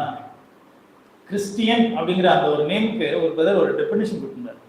Christ, IAN. அந்த ஐ அப்படிங்கிறதுக்கு நான், ஏ அப்படிங்கிறதுக்கு வந்து ஆம், அந்த ஆம்ல ஏ, என் அது வந்து நத்திங்கா. நான் ஒண்ணுமே இல்லை, எல்லாமே கிறிஸ்து தான். இப்படி ஒருத்தர் வாழ்ந்தா மட்டும்தான் கிறிஸ்துவை காட்ட முடியும். எப்படி இயேசு பிதாவை காட்டிட்டேன்னு எப்படி அவரால் சொல்ல முடிஞ்சது? பிகாஸ் அதுக்கு கீழே நம்ம படிச்சதுலேயே என்ன ஆயிடுச்சுன்னு கேட்டீங்கன்னா, கிளியரா சொல்லிட்டாங்க. அவர் சொன்னதை நான் செஞ்சேன், அவர் பேசின மாதிரி நான் பேசினேன், அவர் சொல்லி கொடுத்து தான் நான் என்ன பண்ணேன் சொன்னேன். ஆனா நம்ம எப்படி இருக்கிறோம்? இயேசு எனக்கு ஒன்று சொல்லி கொடுத்துருப்பாரு, அதை நான் என்ன பண்ண மாட்டேன், சொல்ல மாட்டேன். அதை நான் சொன்னேன் அப்படின்னா நீங்க என்ன பண்ண மாட்டீங்க, நீங்கன்னா உங்களே இல்லை, உலகத்தில் இருக்கவங்க என்ன என்ன பண்ண மாட்டாங்க, மதிக்க மாட்டாங்க, என்னை சேர்த்துக்க மாட்டாங்க. அதனால என்ன பண்ணு கேட்டீங்கன்னா, இயேசுவை விட்டுட்டு என் சொந்தத்திலிருந்து நான் என்ன பண்ணுவேன், எடுத்துக்கொள்ளும். என் சொந்தம்ன்றது எது, என்னுடைய பழைய மனுஷனுடைய கிரியைகள், பழைய மனுஷனுடைய தந்திரங்கள், அதையெல்லாம் நான் என்ன பண்ணுவேன், காட்டி என்ன நான் ப்ரூவ் பண்ணிக்கணும்னு நினைப்பேன். ஆனா இயேசு அவரை எங்கேயுமே ப்ரூவ் பண்ணிக்கணும்னு அவர் என்ன பண்ணல, காட்டல. இயேசுக்கு தெரியும், இதாவே நீங்க சொல்ற இந்த விஷயத்த நான் சொன்னேன்னா ஒரு சாரார் என்ன பண்ணுவாங்க, ஏத்துக்குவாங்க. ஒரு சாரார் எனக்கு என்ன ஆயிடுவாங்க, பரிசேயர், சதுசேயர், வேத பாரகர், ஆசாரியர் கூட்டம், இதெல்லாம் இயேசுக்கு விரோதியா வந்தாங்களா?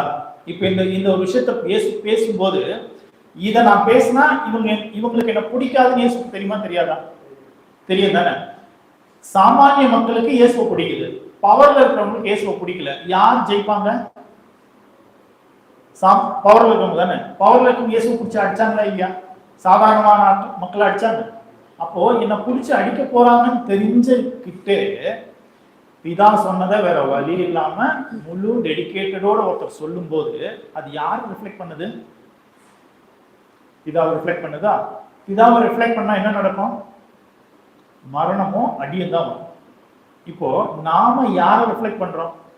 நாம ரிஃப்ளெக்ட் பண்றது நம்மளுக்கு பேர் புகழ சம்பாதிச்சு கொடுக்குது அப்படின்னா நல்லா தெரிஞ்சுக்கோங்க, நம்மளுடைய திறமையை தான் நம்ம காட்டிக்கிட்டோம்.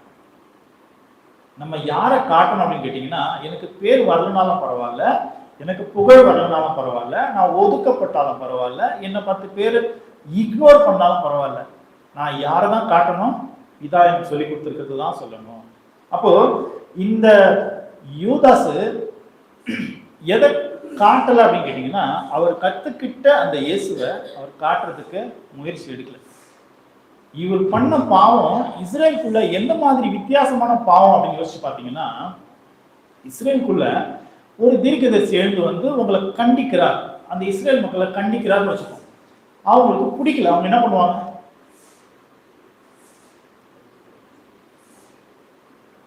தீர்க்கதரிசிகளுக்கு என்ன செய்வாங்க? அவங்க அடிப்பாங்க, அப்புறம் கல்லடிப்பாங்க, அப்புறம் சாகடிச்சிருவாங்க. ஆனா இவர் எங்கதான் அடிச்சாரு? யூதாஸ் இயேசு அடிச்சாரா? கல்லெறிஞ்சாரா? ஆனா யாருமே செய்யாதவங்க செஞ்சாரு பாருங்க. ஒரு தீர்க்கதரிசி எடுத்து போய் வித்துட்டாரு. என்ன மாதிரி தந்திரம், எப்படிப்பட்ட ஒரு பிரில்லியன்ட் பாருங்க. கொண்டு போய் வித்துட்டாரு. யாருமே இஸ்ரேலுக்குள்ள அப்படி பாவத்தை செய்யல. அப்போ இந்த பாவத்தை செய்யறதுக்கான காரணம் என்ன? யூதாஸ் இயேசுவை எதுக்கு காட்டி கொடுத்தாரு? கொஞ்சம் சத்தமா சொல்லுங்க. பண ஆசை. பண ஆசையை பத்தி பைபிள் நமக்கு என்ன போதனை இருக்கு? எல்லா தீமைக்கும் வேற இருக்கு. பண ஆசை எல்லா தீமைக்கும். சரி, இப்போ பவுல் இந்த வார்த்தை எழுதும்போது எல்லா தீமைக்கும் அப்படின்னு சொல்லி எழுதிட்டாரு. இப்போ ஏன் தீமைன்னு எழுதணும்? தீமை வார்த்தையை நீக்கிட்டு பண ஆசை எல்லா கஷ்டத்துக்கும், பண ஆசை எல்லா வருத்தத்துக்கும், இப்படி ஏதாவது ஒரு வார்த்தையை மாற்றி எழுதிக்கலாம் தானே. தீமை அப்படின்னு ஏன் எழுதணும்? தீமை அப்படின்னா என்ன? இங்கிலீஷ்ல என்ன தீமைக்கு? ஈவ். கரெக்டா? இவிஇ ஈவ். ஏன் ஈவ் அப்படின்னு அவர் எழுதணும்? இவிஐஎல். ஓ, அது ஈவ்னா ஏவா? Okay, evil. பண ஆசைன்றது ஈவில் அப்படின்னு சொல்லி என்ன பண்ணிருக்காரு?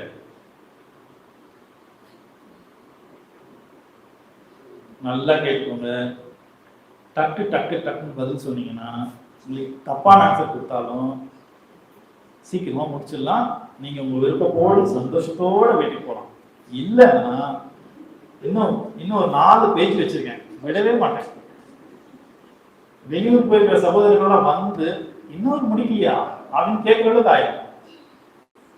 So option is yours. சரிங்களா? தீமை அப்படின்னு ஏன் எழுதணும்?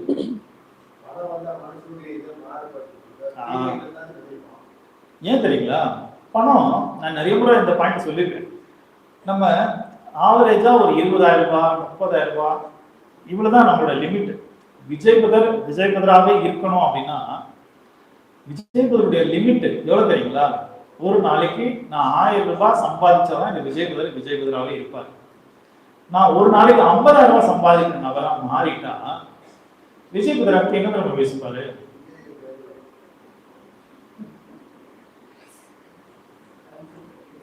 அந்த விஜயா மாறிடுவார். என்ன இந்த ஓட்டக்காரை வச்சுக்கிட்டு நான் போறதா? நான் எப்பேற்பட்ட போட்டோகிராஃபர், நான் வந்து இதுல போறதா? போடா ஆடியை புக் பண்ணு, ஹலோ ஆடிக்கார சொல்லுமா அப்படின்னு போயிடும். அப்ப என்ன ஆகும்? வாழ்க்கை கொஞ்ச நாள்ல ஆடி போயிடும். நம்மளுக்கு இருக்கிற வசதிக்கு சுமோ கார்ல போகணும் தான் நம்ம நினைச்சோம் அப்படின்னா கொஞ்ச நாள் அப்புறம் சும்மா தான் போக முடியும். பஸ்ல போய்க்கலாம்னு நினைச்சோம்னா என்னைக்குமே நமக்கு என்ன இருக்கும்? பஸ்ல போறோம், ஏசி பஸ்ல போற மாதிரி ஒரு உயர்த்த நிலைமைக்கு வரலாம், நிம்மதியா இருக்கலாம். நான் சுமோல தான் போவேன்னு நினைச்சீங்கன்னா அப்புறம் சும்மா தான் போவீங்க. அப்ப பண ஆசை எல்லா தீமைக்கும்.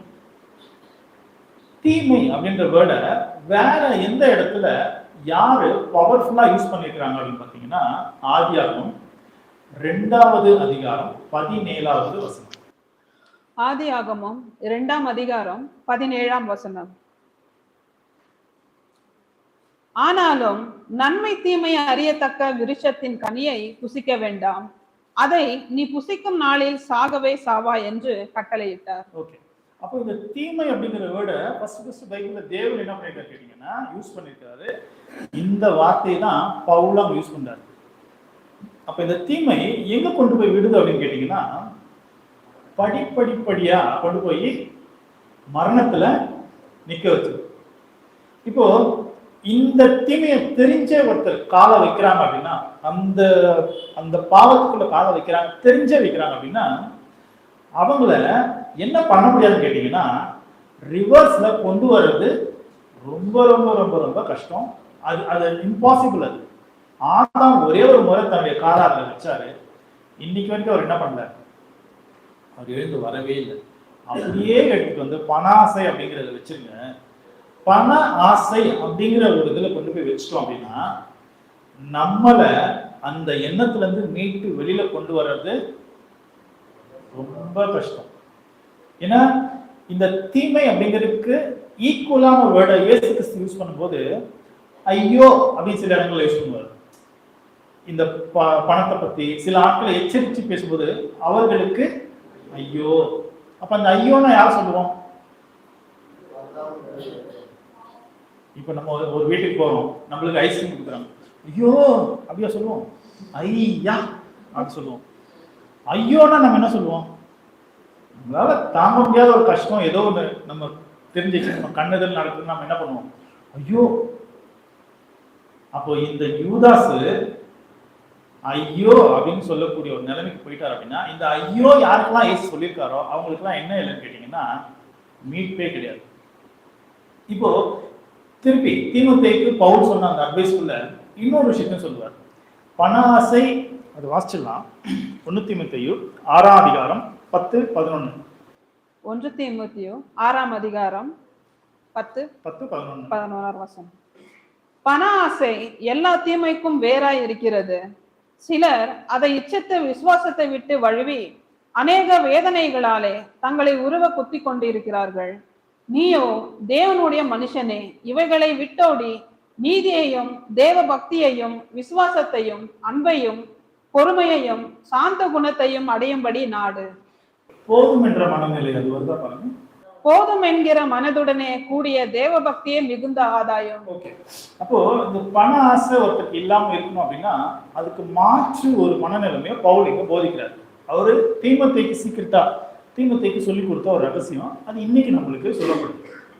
நீங்க என்ன செய்யணும்? உங்களுக்கு பண ஆசை வரக்கூடாது அப்படின்னா உங்களுக்கு ஒரு மனநிலைமை, அந்த மனநிலைமை ஒரு சின்ன விதை மாதிரி வேதவசனம் மூலம் உங்களுக்குள்ள போட்டுக்கிட்டு நீங்க அதை வளர்த்துக்கிட்டீங்கன்னா இந்த பண ஆசை அப்படிங்கிற அரக்கனை நீங்க என்ன பண்ணிடலாம்? ஜெயிச்சிடலாம் அப்படிங்கிறது. அது என்ன மனநிலைமைன்னா போதும், இனஃப். இப்போ போதும் அப்படிங்கிற மனநிலைமை அது ஒரு போர்ஷன், அது ஒரு ஐடியா அப்படின்னு வச்சுக்கலாம்.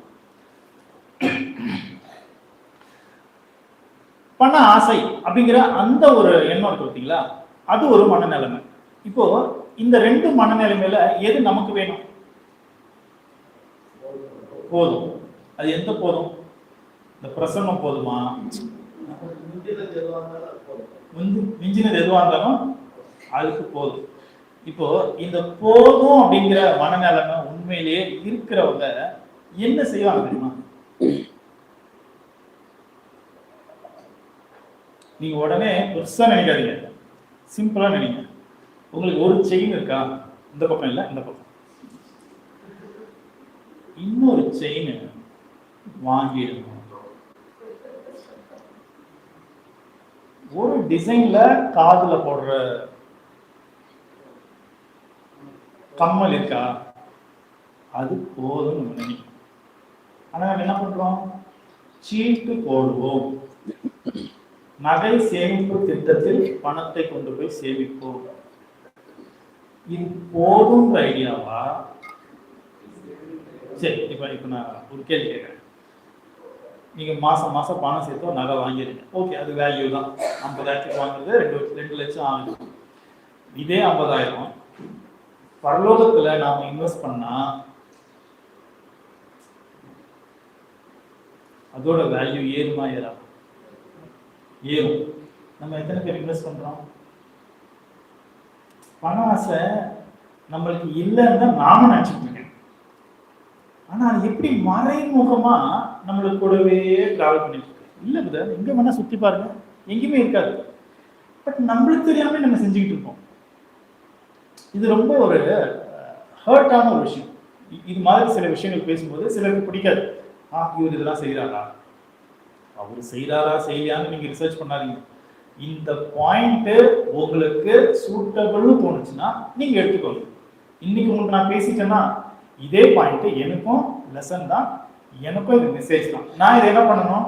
ஆமா, நான் இந்த இதை எப்படி ட்ரை பண்ணலாம் அப்படின்னு சொல்லி நான் என்ன பண்ணுவேன்? யோசிச்சு போவோம். ஏன்னா இந்த பண ஆசை இருக்கு பார்த்தீங்களா, இந்த தீமை அப்படிங்கிறது தேவன் அங்க நேரடியா அந்த தீமைனா என்னன்னு டெஃபினிஷன் கொடுக்கல.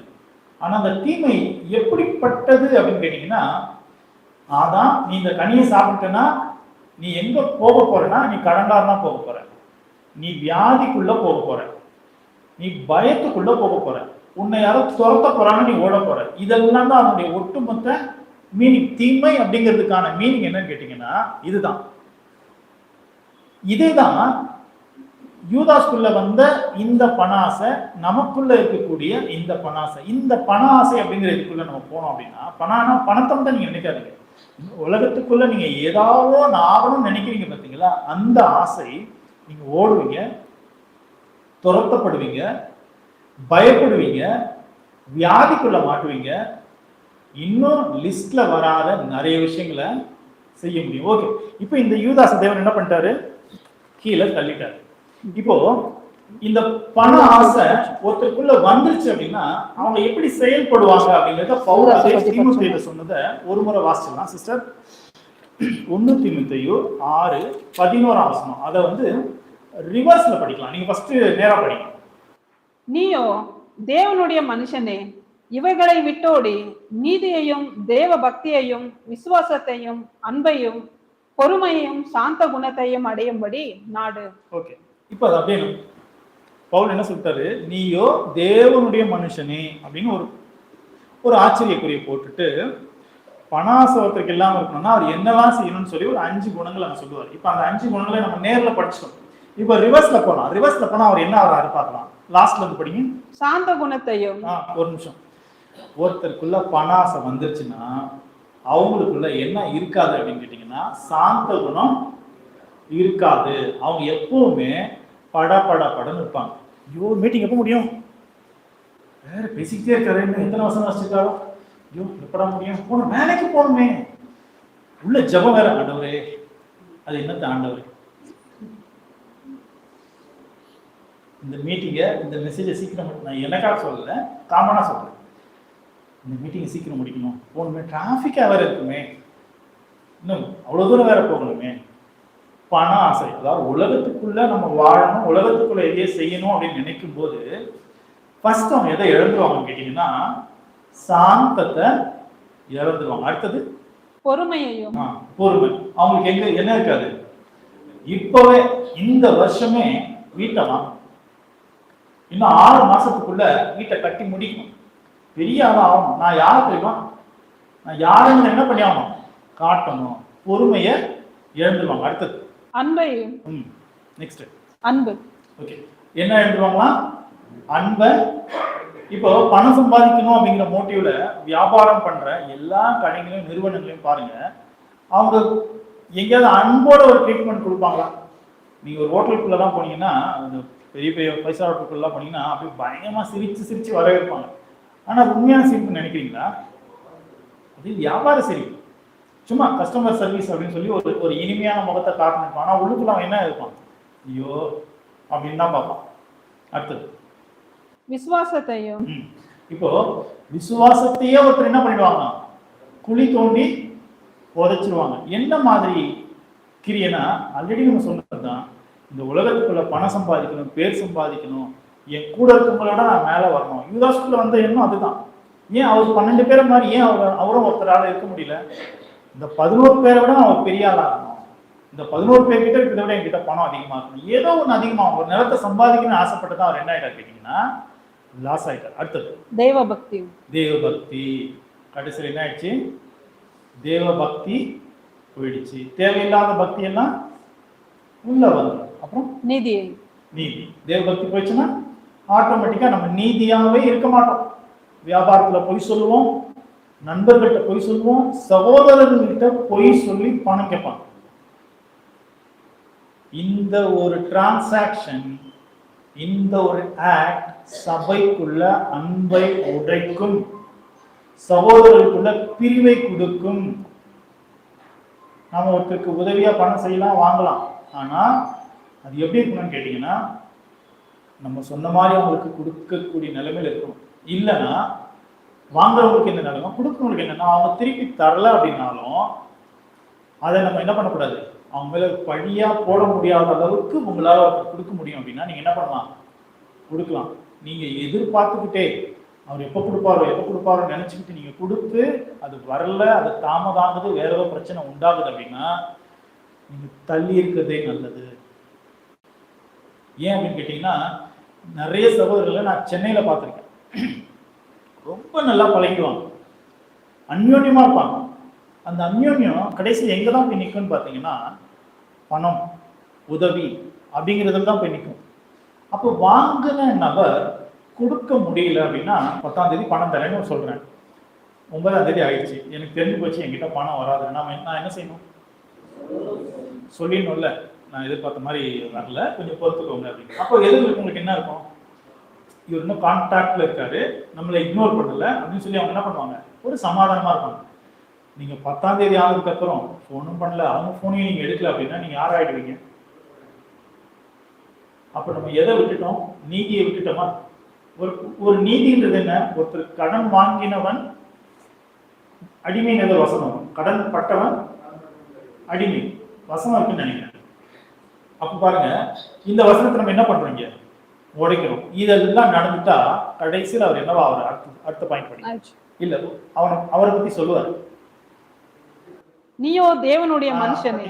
நீயோ தேவனுடைய மனுஷனேன்னு சொல்லப்பட்ட நபர், நீயோ தேவன் அல்லாத மனுஷன். இந்த வசனத்துக்கு ரிவர்ஸ் எடுத்தீங்க அப்படின்னா, ஒரு நபர் பண ஆசைக்குள்ள வந்தார்னா இந்த மாதிரி கேட்டகரியில ரிவர்ஸ்ல போய் தேவ மனுஷனாவே இருக்க மாட்டார். பண ஆசையை விட்டார்னா அவர் தேவ மனுஷனா இருப்பாரு, அவருக்குள்ள இந்தந்த குணங்கள் எல்லாம் பெருகும். ஓகே, இப்ப பவுல் இந்த ஒரு யூதாஸ்க்கு இன்ஸ்டீடா வந்தார், அதாவது ஆல்டர்னேட்டிவா வந்தப்போ பவுலுக்கு என்னென்ன மாதிரியான பிளஸிங்லாம் கிடைச்சது? இப்ப இந்த பவுல் இந்த ஒரு பிளஸிங்ல, அதாவது யூதாஸ் தள்ளப்பட்டு இவர் உள்ள வந்ததுனால சும்மா ஏதோ போன ஒரு ஆளை கூட்டிட்டு வந்து தேவன் நீங்க வச்சாரான்னு கேட்டீங்கன்னா, தேவன் அப்படி வைக்கல. எப்படி 12 பேரை வழிநடத்திட்டு வந்தாரோ அதே சமயத்துல தேவன் வேற சில நபர்களையும் இந்த எருசலேமுக்குள்ள இருக்கிற மக்களை அவர் அப்சர்வ் பண்ணிக்கிட்டே தான் இருக்கிறார்.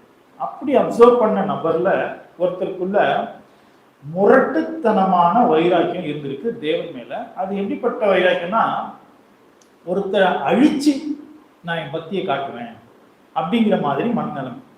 இந்த மனநிலைமைக்குள்ள இருக்கக்கூடிய ஒரு நல்ல குணத்தை தேவன் பார்த்ததுனாலதான் அவர் சூஸ் பண்ணிருக்காரு. ஏன்னா ஒரு மனுஷன் இன்னொரு மனுஷன் எப்படி பார்ப்பான்னா, எனக்குன்னு சில பேசிக் ஃபண்டமெண்டல் தாட்ஸ் ஒருத்தரை பத்தி இருக்கும். அந்த தாட்குள்ள வச்சுதான் நான் பார்ப்பேன். அது தாட்குள்ள அவங்களுக்குள்ள வேற ஒரு குணமா இருந்திருக்கும். அதை நான் என்ன பண்ண முடியாது கேட்டீங்கன்னா என்னால பார்க்க முடியாது. ஆனா தேவன் உள்ள இருக்கிற செல்லு, அந்த செல்லுக்குள்ள இருக்கிற செல்லு அது என்ன யோசிக்குதுன்றது வரைக்கும் அவரால் பார்க்க முடியும். அவருடைய பார்வை அந்த மாதிரி. அப்படி தேவன் ஒருத்தர் உற்று பார்த்து அவரை கண்டுபிடிச்ச நபர் தான் யாருன்னு கேட்டீங்கன்னா இந்த பவுல். இப்ப இந்த யூதாஸ்க்கு மாற்றாக இந்த பவுல் வந்தப்போ ஷெஃப்னாக்கு ஆல்டர்னேட்டிவா எலியாக்கீமை கொண்டு வந்தப்போ அவர் என்னென்ன ப்ராமிஸ் அங்க கொடுத்தாரோ அந்த ப்ராமிஸ் எல்லாமே பவுலுக்குள்ள நிறைவேறத பார்க்க முடியும். அவருக்கு அங்க என்ன ப்ராமிஸ் கொடுத்தாரு? உன்னுடைய ட்ரெஸ்ஸை எடுத்து நான் என்ன பண்ணுவேன், எலியாக்கீமுக்கு போடுவேன்னு சொன்னார். அப்ப அதே மாதிரி பவுல் போட்டுட்டு இருந்த அந்த யூதர்களுடைய நம்பிக்கை அப்படிங்கிற அந்த ட்ரெஸ்ஸை கழட்டிட்டு இயேசு கிறிஸ்துவின் நீதி அப்படிங்கிற அந்த ட்ரெஸ்ஸை அவர் போட்டாரா? இதுக்கெல்லாம் வசனம் வாசிக்கணும், ஜஸ்ட் நமக்கு நல்லா தெரிஞ்சதுனால அப்படியே போயிடலாம். அடுத்தது, உன்னுடைய வேலையை நான் அவருக்கு கொடுப்பேன்னு ஷெஃப்னாவுடைய வேலையத்துக்கு எலியாக்கீமுக்கு கொடுத்தாரு. அதே மாதிரி யூதாஸுடைய வேலையத்துக்கு யார் கொடுத்தாரு? பவுலுக்கு கொடுத்துட்டாரு. யூதாஸ் செய்ய வேண்டிய வேலையை பவுல் என்ன பண்ணாரு? செஞ்சார். அப்ப பவுல் செஞ்ச வேலையை நம்ம எடுத்து பார்த்தோம்னா இது யார் தான் செஞ்சிருக்கணும் அப்படின்னு கேட்டீங்கன்னா யூதாஸ் தான் செஞ்சிருக்கணும். பவுல் எத்தனை நிருபம் எழுதினாரு? 16 14 14. Okay, what ever it is. அப்ப இவ்வளோ பேர் யாருக்கு வந்திருக்கணும்னு கேட்டீங்கன்னா யூதாஸ் தான் வந்திருக்கணும். இவ்வளோ பணம், ஏன்னா பணத்தை ஹேண்டில் பண்ற அந்த ஸ்கில்ன்றது ஒரு ஒரு ஸ்பெஷல் ஸ்கில்.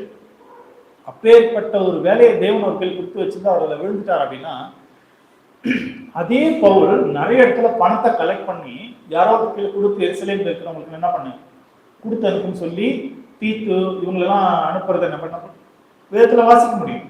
அப்ப இவர் எப்படிலாம் நடந்திருக்கிறார் பார்த்தீங்கன்னா, யூதாஸ் செய்ய மறந்த அந்த வேலையை இவர் செஞ்சிருக்கிறார். இந்த வேலையை உத்தமமும் கிரமமா செஞ்சதுனால பவுலுக்கு கிடைச்ச சில பிளஸிங் நான் பவுலை பத்தி வாசிக்கும் போதுதான் பிரமிக்கிற சில விஷயங்களை சில பாயிண்ட் மட்டும் நம்ம வாசிக்கலாம். கலாத்தியர் 6:15. ஸோ கலாத்தியர் 6:15 புது சிருஷ்டியே காரியம்னு ஒரு விஷயத்த என்ன பண்றாரு கேட்டீங்கன்னா பவுல் எழுதுவார். நீங்க பேதுருடைய புஸ்தகம், யாக்கோபுடைய புஸ்தகம், யோவானுடைய புஸ்தகம், இவங்க எல்லாருடைய போதனை எடுத்து பாருங்க. யாருமே புது சிருஷ்டி அப்படிங்கிற ஒரு பேர் என்ன பண்ணிருக்க மாட்டாங்க கேட்டீங்கன்னா யூஸ் பண்ணிருக்க மாட்டாங்க. அவங்க யாருக்குமே அது தெரியாது. ஏன் பவுலுக்கு மட்டும் இந்த புது சிருஷ்டி தெரிஞ்சிருக்கு அப்படின்னா, புது சிருஷ்டி ஃபர்ஸ்ட் யாரு? முதல் புது சிருஷ்டி யாரு? இயேசு கிறிஸ்து. இயேசு கிறிஸ்து கூடவே தானே இருந்தாங்க இவங்க 11 பேரும். ஏன் இவங்களுக்கு தெரியல? இவருக்கு எப்படி தெரிஞ்சது? பிகாஸ் பவுலுடைய சாக்ரிஃபைஸ், அவருடைய டெடிகேஷன். இதே விஷயத்தை இன்னொரு இடத்துல வேற மாதிரி எழுதுவார் பாருங்க. 2 கொரிந்தியர் 5:17, 2 கொரிந்தியர் 5:17. 2 கொரிந்தியர் 5:17. இப்படி இருக்க ஒருவன் கிறிஸ்துவுக்குள் இருந்தால் புது சிருஷ்டியாய் இருக்கிறான், பழையவைகள் ஒழிந்து போயின, எல்லாம் புதிதாயின. பாத்தீங்களா? ஒருத்தர் புது சிருஷ்டியா இருக்கிறதுக்கு தேவையான போதனை யார் கொடுத்திருக்கிறா அப்படின்னு பார்த்தீங்கன்னா இந்த பவுல் தான் கொடுத்திருக்கிறாரு. இது சும்மா ஏதோ எழுதியிருக்கிறாரு, நான் ஏதோ பிரசங்கத்துல பேசணும் அப்படின்றதுக்காக இந்த பாயிண்ட் எல்லாம் சொல்றேன்னு நினைச்சுக்காதீங்க. நீங்க புது சிருஷ்டியா மாறணும் உங்களுக்குள்ள ஆசை இருந்துச்சு அப்படின்னா இந்த பவுல் புது சிருஷ்டி பத்தி எங்கெல்லாம் லிங்க் பண்ணிருக்கிறாருன்னு ஒரு லிஸ்ட் அவுட் எடுத்து வாசிச்சிங்க அப்படின்னா டெய்லி டெய்லி டெய்லி அதை எடுத்து ஒப்பிட்டு இது எனக்குள்ள இருக்குதா, இது எனக்குள்ள இல்லையா, அப்படி ஒப்பிட்டு பார்த்தீங்க அப்படின்னா உங்களுக்குள்ள துக்கம் வரும். ஐயோ நான் இப்படி இல்லையே, நான் மாறணுமே அப்படின்ற துக்கம் வரும். புது சிருஷ்டிக்கு நோக்கி நீங்க ஓட ஆரம்பிச்சுவீங்க. புது சிருஷ்டியா நீங்க மாறதுக்கு யார் தான் உங்களுக்கு போதிச்சு வழியை காட்டியிருக்காருன்னு கேட்டீங்கன்னா இந்த பவுல் தான் காட்டியிருக்கிறார். அப்ப இது சும்மா வந்துச்சா பவுலுக்கு கேட்டீங்கன்னா சும்மா வரல. பவுல் ரொம்ப கஷ்டப்பட்டிருக்கார். அவர் ஒரு புது சிருஷ்டியா மாறி இருக்கிறார். அதனாலதான் பவுல் இன்னொருத்தர் புது சிருஷ்டியா மாறுவதற்கு என்ன செய்யணும் அப்படிங்கிறத சொல்லி கொடுத்திருக்கிறார். இன்னொன்னு கொலோசையர் 2:17. கொலோசியர் 2ஆம் அதிகாரம் 17ஆம் வசனம். அவைகள் வரும் காரியங்களுக்கு நிழலாய் இருக்கிறது, அவைகளின் பொருள் கிறிஸ்துவை பற்றினது. ஓகே, அப்படியே 1 தீமோத்தேயு 1:5. 1 தீமோத்தேயு 1ஆம் அதிகாரம் 5ஆம் வசனம். கற்பனையின் பொருள் என்னவெனில், சுத்தமான இருதயத்திலும் நல்மனசாட்சியிலும் மாயமற்ற விசுவாசத்திலும் பிறக்கும் அன்பே. ஓகே, இந்த நியாயப்பிரமாணம், இந்த ஆசாரிப்பு கூடாரம், இது எல்லாம் ஏதோ தேவன் இந்த மக்களை ஒரு நல்ல சொசைட்டியா வைக்கணும் அப்படிங்கிறதுக்காக சினாய் மலையில மோசஸ் மூலமா கொடுக்கப்பட்டது அப்படின்னு தான் அதை வாங்கிக்கிட்ட மோசே நினைச்சாரு. அதை ஃபாலோ பண்ண இஸ்ரேல் மக்களும் நினைச்சாங்க. அதை ஆராய்ச்சி பண்ணி பார்த்த தீர்க்கதரிசிகளும் நினைச்சாங்க. இன்னும் இதை நல்லா டீட்டெயிலா தெரிஞ்சுக்கணும்னு அவங்க எல்லாம் ஆராய்ச்சி பண்ணப்ப கூட தேவன் அவங்களுக்கு என்ன பண்ணலையா, அதை வெளிப்படுத்தலை. ஆனா பவுல் ஆசாரிப்பு கூடாரத்தினுடைய அந்த இன்ஃப்ராஸ்ட்ரக்சருக்குள்ள அது எல்லாம் எதை மீனிங் பண்ணுது அப்படின்னு சொல்லி ஒட்டுமொத்த கண்டென்ட்டையும் ஒரு ப்ளூ பிரிண்ட் மாதிரி எடுத்து பார்த்துட்டு என்ன சொல்றாரு கேட்டீங்கன்னா, இது எல்லாமே இயேசு கிறிஸ்துவையும் அன்பையும் போதிக்குது அப்படின்னு சொல்லி ஒரு ஒன்லைன் சொன்னார். தீமோத்தேயுக்கு அதே விஷயத்தை எழுதும்போது கற்பனையின் பொருள் அன்பு. சும்மா நீ ஓய்வு நாள் ஆசாரி, நீ உன் பிறனை நீ நேசின்னு சொன்னதெல்லாம் ஏதோ ஒரு உன்னை நல்லாமா காட்டிக்கிறதுக்காக இல்லை. இதுதான் லவ். ஒரு சொசைட்டி எப்படி இருக்கணும், ஒரு சொசைட்டி கிரைம் இல்லாம ஒருத்தருக்கு ஒருத்தர் வெறுப்பு இல்லாம எப்படி மாறணுங்கிறதுக்கான ஒரு ஃபண்டமெண்டல் ட்ரூத் எதுன்னு கேட்டீங்கன்னா இதுதான் அப்படிங்கிறத கண்டுபிடிச்சு சொன்னார். இதே விஷயங்களை எல்லாரும் படிச்சிருக்கிறாங்க, எல்லாரும் போதிச்சிருக்கிறாங்க. பட் யாருமே இந்த இந்த எல்லா போதனையும் அன்பை காட்டுதுன்றது என்ன பண்ண முடியல, யாராலும் கண்டுபிடிக்க முடியல. அதனாலதான் இயேசு கிறிஸ்து ஓய்வு நாள்ல ஒரு பெண்ணு முதுகோட ஒரு பெண்ணை நிமித்தி அதை ரெடி பண்ணப்போ ஓய்வு நாள் ஆசாரிக்கிறது தான் நல்லதுன்னு நினைச்சிட்டு இருந்தவங்களுக்கு இல்ல, ஓய்வு நாளுக்குள்ள ஒருத்தர் நிம்மதியான வாழ்க்கைக்குள்ள வர்றது அன்பு செலுத்துறது தான் நல்லதுன்னு சொல்லும்போது அவங்களால அதை என்ன பண்ண முடியல, ஏத்துக்க முடியல. ஏன்னா எனக்கு தெரியாது, இவனுக்கு தெரிஞ்சிச்சு.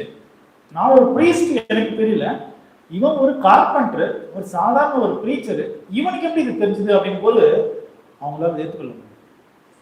இன்னைக்கும் சபைகளுக்குள்ள இருக்கக்கூடிய பொதுவான பிரச்சனை, நமக்கு சொல்லி கொடுத்து நம்மளை வளர்த்த சகோதரர்கள் முன்னாடி போய் நாம அவங்களுக்கு ஈக்குவலாகவோ அவங்கள விட அதிகமாகவோ ஏதோ ஒன்று பேசிட்டா நிறைய சகோதரர்களால் அதை ஏற்றுக்கொள்ள முடியும்.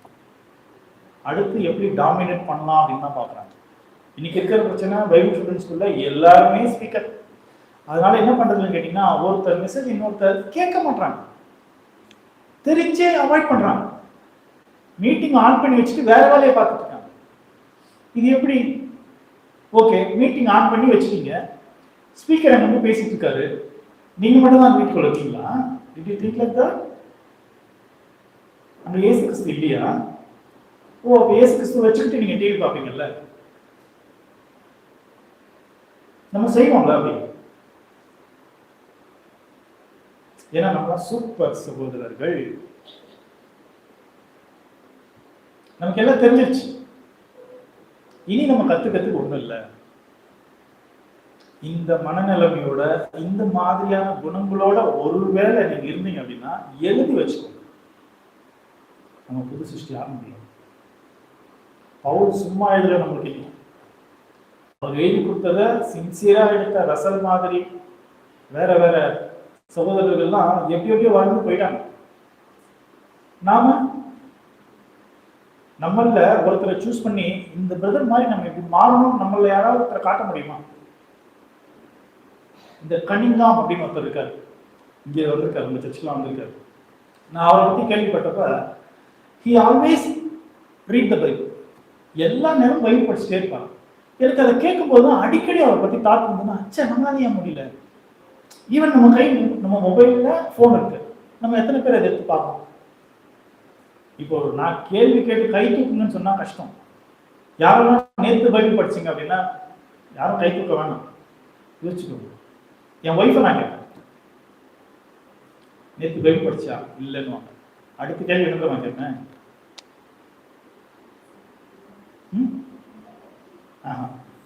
நேற்று பைபிள் படிச்சு இல்லைன்ட்டாங்கன்னா சாப்பிட்டீங்களான்றதெல்லாம் நான் கேட்க மாட்டேன், போன வாரம் படிச்சியான்னு கேட்பேன். அதுக்கும் பதில் இல்லைன்னா போன மாசம் படிச்சீங்களான்னு. எவ்வளவு வேதனை பார்த்தீங்களா? பர்சனல் ஸ்டடி இருக்கணும். நம்ம பைபிள் ஸ்டூடெண்ட்ஸ் தான். உண்மையிலேயே பைபிள் படிக்காதவங்க யார் தெரியுங்களா? Bible students. எல்லாம் என்ன நினைச்சுக்கிறோம், நமக்கு எல்லாம் தெரியுது. கிடையாது. சின்ன சின்ன தம்பிங்கெல்லாம் இன்னைக்கு முன்னாடி வந்து பேசுறாங்க. அவங்க மெசேஜ்ல கூட ஏதோ ஒரு பாயிண்ட தேவன் என்ன பண்ணி வச்சீங்கன்னா வச்சிருந்திருப்பாரு. இப்ப நான் கிட்டத்தட்ட ஒரு மணி நேரமா உங்களோட பேசிக்கிறேன். 1 மணி நேரத்துக்கு மேலே ஆயிடுச்சு, மன்னிச்சுக்கோங்க. இதுக்குள்ள எல்லாமே உங்களுக்கான மெசேஜா கேட்டீங்கன்னா இருக்காது. ஆனா ஏதோ ஒண்ணு இருந்திருக்கும். அதைத்தான் நம்ம என்ன பண்ண கேட்டீங்கன்னா தேடிக்கணும். அப்போ ஒரு மெசேஜ்ல 1 மணி நேரம் கரெக்டா சொன்னீங்க. ஆன்லைன்ல மீட்டிங் நடக்கும். எனக்கு அந்த 1 மணி நேரத்துக்கு ஒரு மெசேஜ் கிடைச்சிச்சு. அதனால தான் வச்சுட்டு வேற வேலையை பார்த்துட்டேன். அற்புதம். அடுத்தது பிலிப்பியர் 1:29. 1ஆம் அதிகாரம் 29ஆம் வசனம். ஏனெனில் கிறிஸ்துவினிடத்தில் விசுவாசிக்கிறது மாத்திரம் அல்ல, அவர் நிமித்தமாக பாடுபடுகிறதற்கும் உங்களுக்கு அருளப்பட்டிருக்கிறது. பாத்தீங்களா? இந்த ஒரு பிளஸிங் இருக்கு பாத்தீங்களா? இதை யாருமே ஃபீல் பண்ண மாட்டாங்க. ஏன் அப்படின்னா இந்த பாடுபடுறதுலாம் நான் ஒரு ஏழையா பிறந்துட்டேன், நான் ஒரு இல்லாதவனா பிறந்துட்டேன், நான் படிக்காதவனா பிறந்துட்டேன், இந்தியாவில் வந்து பிறந்துட்டேன், அதனால என் நிலைமை இப்படி இருக்கு அப்படின்னு வச்சுக்கோங்க. கிடையாது. இந்த வாழ்க்கை உங்களுக்கு ஏன் இன்னைக்கு நீங்க எப்படி இருக்கீங்க அப்படிங்கிறதுக்கான காரணம் கிறிஸ்துவின் நிமித்தம் நீங்கள் பாடுபடுகிறதுக்கு உங்களுக்கு என்ன பண்ணப்பட்டிருக்காங்க? அருளப்பட்டிருக்கு. உங்க லைஃபை நீங்க குறைச்சி இடம் போடாதீங்கன்னு சொல்றாரு. இது எத்தனை பேருக்கு நம்மளுக்கு புரியும்? நம்ம எல்லாரும் எப்படி எதிர்பார்க்கிறோம்னா, நான் ஒரு பெரிய அந்த மாதிரி வாழணும், ஏதோ ஒரு மைண்ட்ல நமக்கு ஒரு செட்டப் இருக்கும், அவன மாதிரி வாழ்ந்தாதான் வாழ்க்கை. கிடையாது. நீங்க வாழ்ற வாழ்க்கையில அவருக்காக பாடுபடவோ கஷ்டப்படவோ ஏதோ ஒண்ணு உங்களால செய்ய முடிஞ்சது அப்படின்னா அது ஒரு பிளெஸிங். பாடுபடுறதுக்கு யாருக்கும் கொடுக்கல தேவன். ஏன் இந்த உலகத்துல அமிதாப் பச்சனையோ அல்லது ஒரு பெரிய ஆளையோ கூப்பிட்டு பாடுபட வச்சுன்னா அவங்களும் பட்டிருப்பாங்க. பவுல் ஒரு லக்ஸுரியான லைஃப்ல இருந்தவர். அவர் அதை விட்டுட்டு இந்த பக்கம் வரும்போது என்னடா இது, போட்டுக்க ட்ரெஸ் கூட கிடைக்க மாட்டேது, சாப்பாடு கூட கிடைக்க மாட்டேது, இப்படி ஊழியத்தை நான் செய்யணுமான்னு விட்டுட்டு ஓடல. அவர் அதுக்குள்ள எல்லாம் கண்டுபிடிச்சாரு. என்னன்னா தேவன் நேசிக்கிறவங்களுக்கு ஐஸ்வர்யத்தையும் ஆசீர்வாதத்தையும் கொடுக்குறாரு. தேவன் ரொம்ப நேசிக்கிறவங்களுக்கு பாடுகளை கொடுக்குறாரு.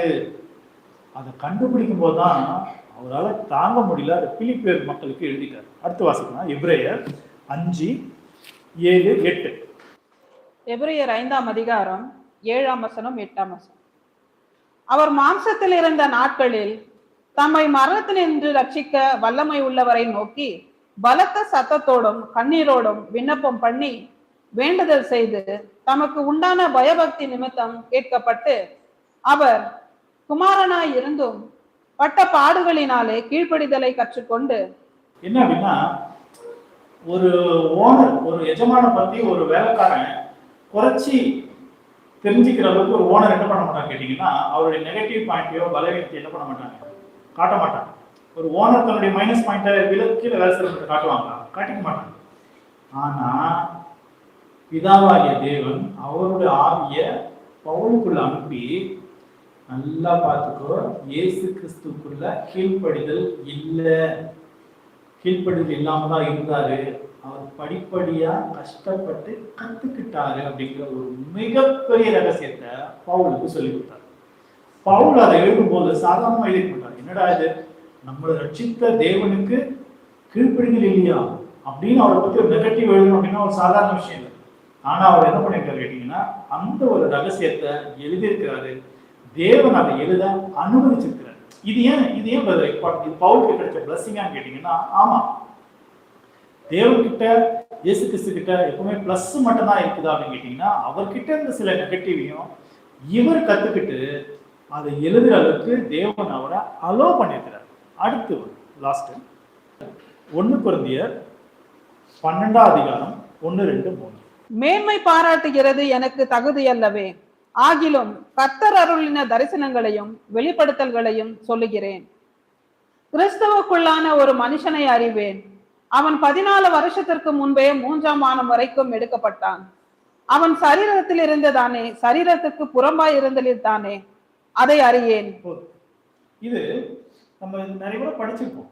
என்ன அப்படின்னா, இந்த பவுல தேவன் 3ஆம் வாரம் வரைக்கும் கொண்டு போனார் அப்படின்னா, தேர்ட் வேர்ல்டு, இப்ப இருக்கிறது நம்ம செகண்ட் வேர்ல்டு இருக்கோம், அடுத்த ஒரு உலகம் வரப்போகுது. அந்த உலகம் எப்படி இருக்கும், அந்த உலகத்துல இருக்கிற மனுஷங்க எப்படி பேசுவாங்க, யாரெல்லாம் புது சிருஷ்டியா மாறி இருப்பாங்க அப்படிங்கிற மாதிரியான ஒரு அல்டிமேட் ஒரு மோஸ்ட் பிளஸ்ட் விஷன் யாருக்கு கிடைச்சது அப்படின்னு கேட்டீங்கன்னா பவுலுக்கு கிடைச்சது. அவர் என்ன பண்ணிருக்காரு, பார்த்துட்டு வந்திருக்கிறார். ஓகே, லாஸ்ட் ஒண்ணு 1 கொரிந்தியர் 10:11. 1 கொரிந்தியர் 10ஆம் அதிகாரம் 11ஆம் வசனம். இவைகள் எல்லாம் திருஷ்டாந்தங்களாக அவர்களுக்கு சம்பவித்தது, உலகத்தின் முடிவு காலத்தில் உள்ள நமக்கு எச்சரிப்பு உண்டாகும்படி எழுதப்பட்டும் இருக்கிறது. ஓகே, இதுதான் இந்த ஒட்டுமொத்த பழைய ஏற்பாடு புஸ்தகத்தையும் படிச்ச மத்தவங்க எல்லாம் எப்படி பார்த்தாங்கன்னு கேட்டீங்கன்னா, அதை ஒரு கதையாகவும் ஹிஸ்டரியாகவும் பார்த்தாங்க. ஆனா பவுல் அத நமக்கான லெசன், நீங்க பாடம் படிக்கணுங்கிறதுக்காக தேவன் நாங்கள் ஒவ்வொருத்தரையும் நடத்தினாரு, வாழ வச்சார் அப்படிங்கிறத ரொம்ப ஒரு பெரிய சீக்கிரட்டா சொல்லி கொடுத்தாரு. இதே பேர் சொல்லியிருப்பாரு, இன்னும் வேற ஆட்கள் வேற மாதிரி சொல்லியிருப்பாங்க. ஆனா பவுல் தான் அந்த ஒட்டுமொத்த பழைய ஏற்பாட்டு லெசனுமே நமக்கான பாடம் அப்படின்னா, இன்னைக்கு புதுசியா வந்திருக்கிற நாம இந்த உலகத்தின் பின்னாடி போகக்கூடிய ஆசைகளை விட்டுட்டு நம்முடைய பேர் நிக்கணும்னு நம்ம எதையாவது இந்த பூமியில ஷெஃப்னா மாதிரி செய்யாம, நாம நமக்கு கொடுக்கப்பட்ட வேலையை மட்டும் அது எவ்வளவு சிம்பிளானதா இருந்தா செஞ்சாலும் தேவன் எலியாக்கி மாதிரி, தேவன் பவுல மாதிரி நம்மளையும் உயர்த்துவார்.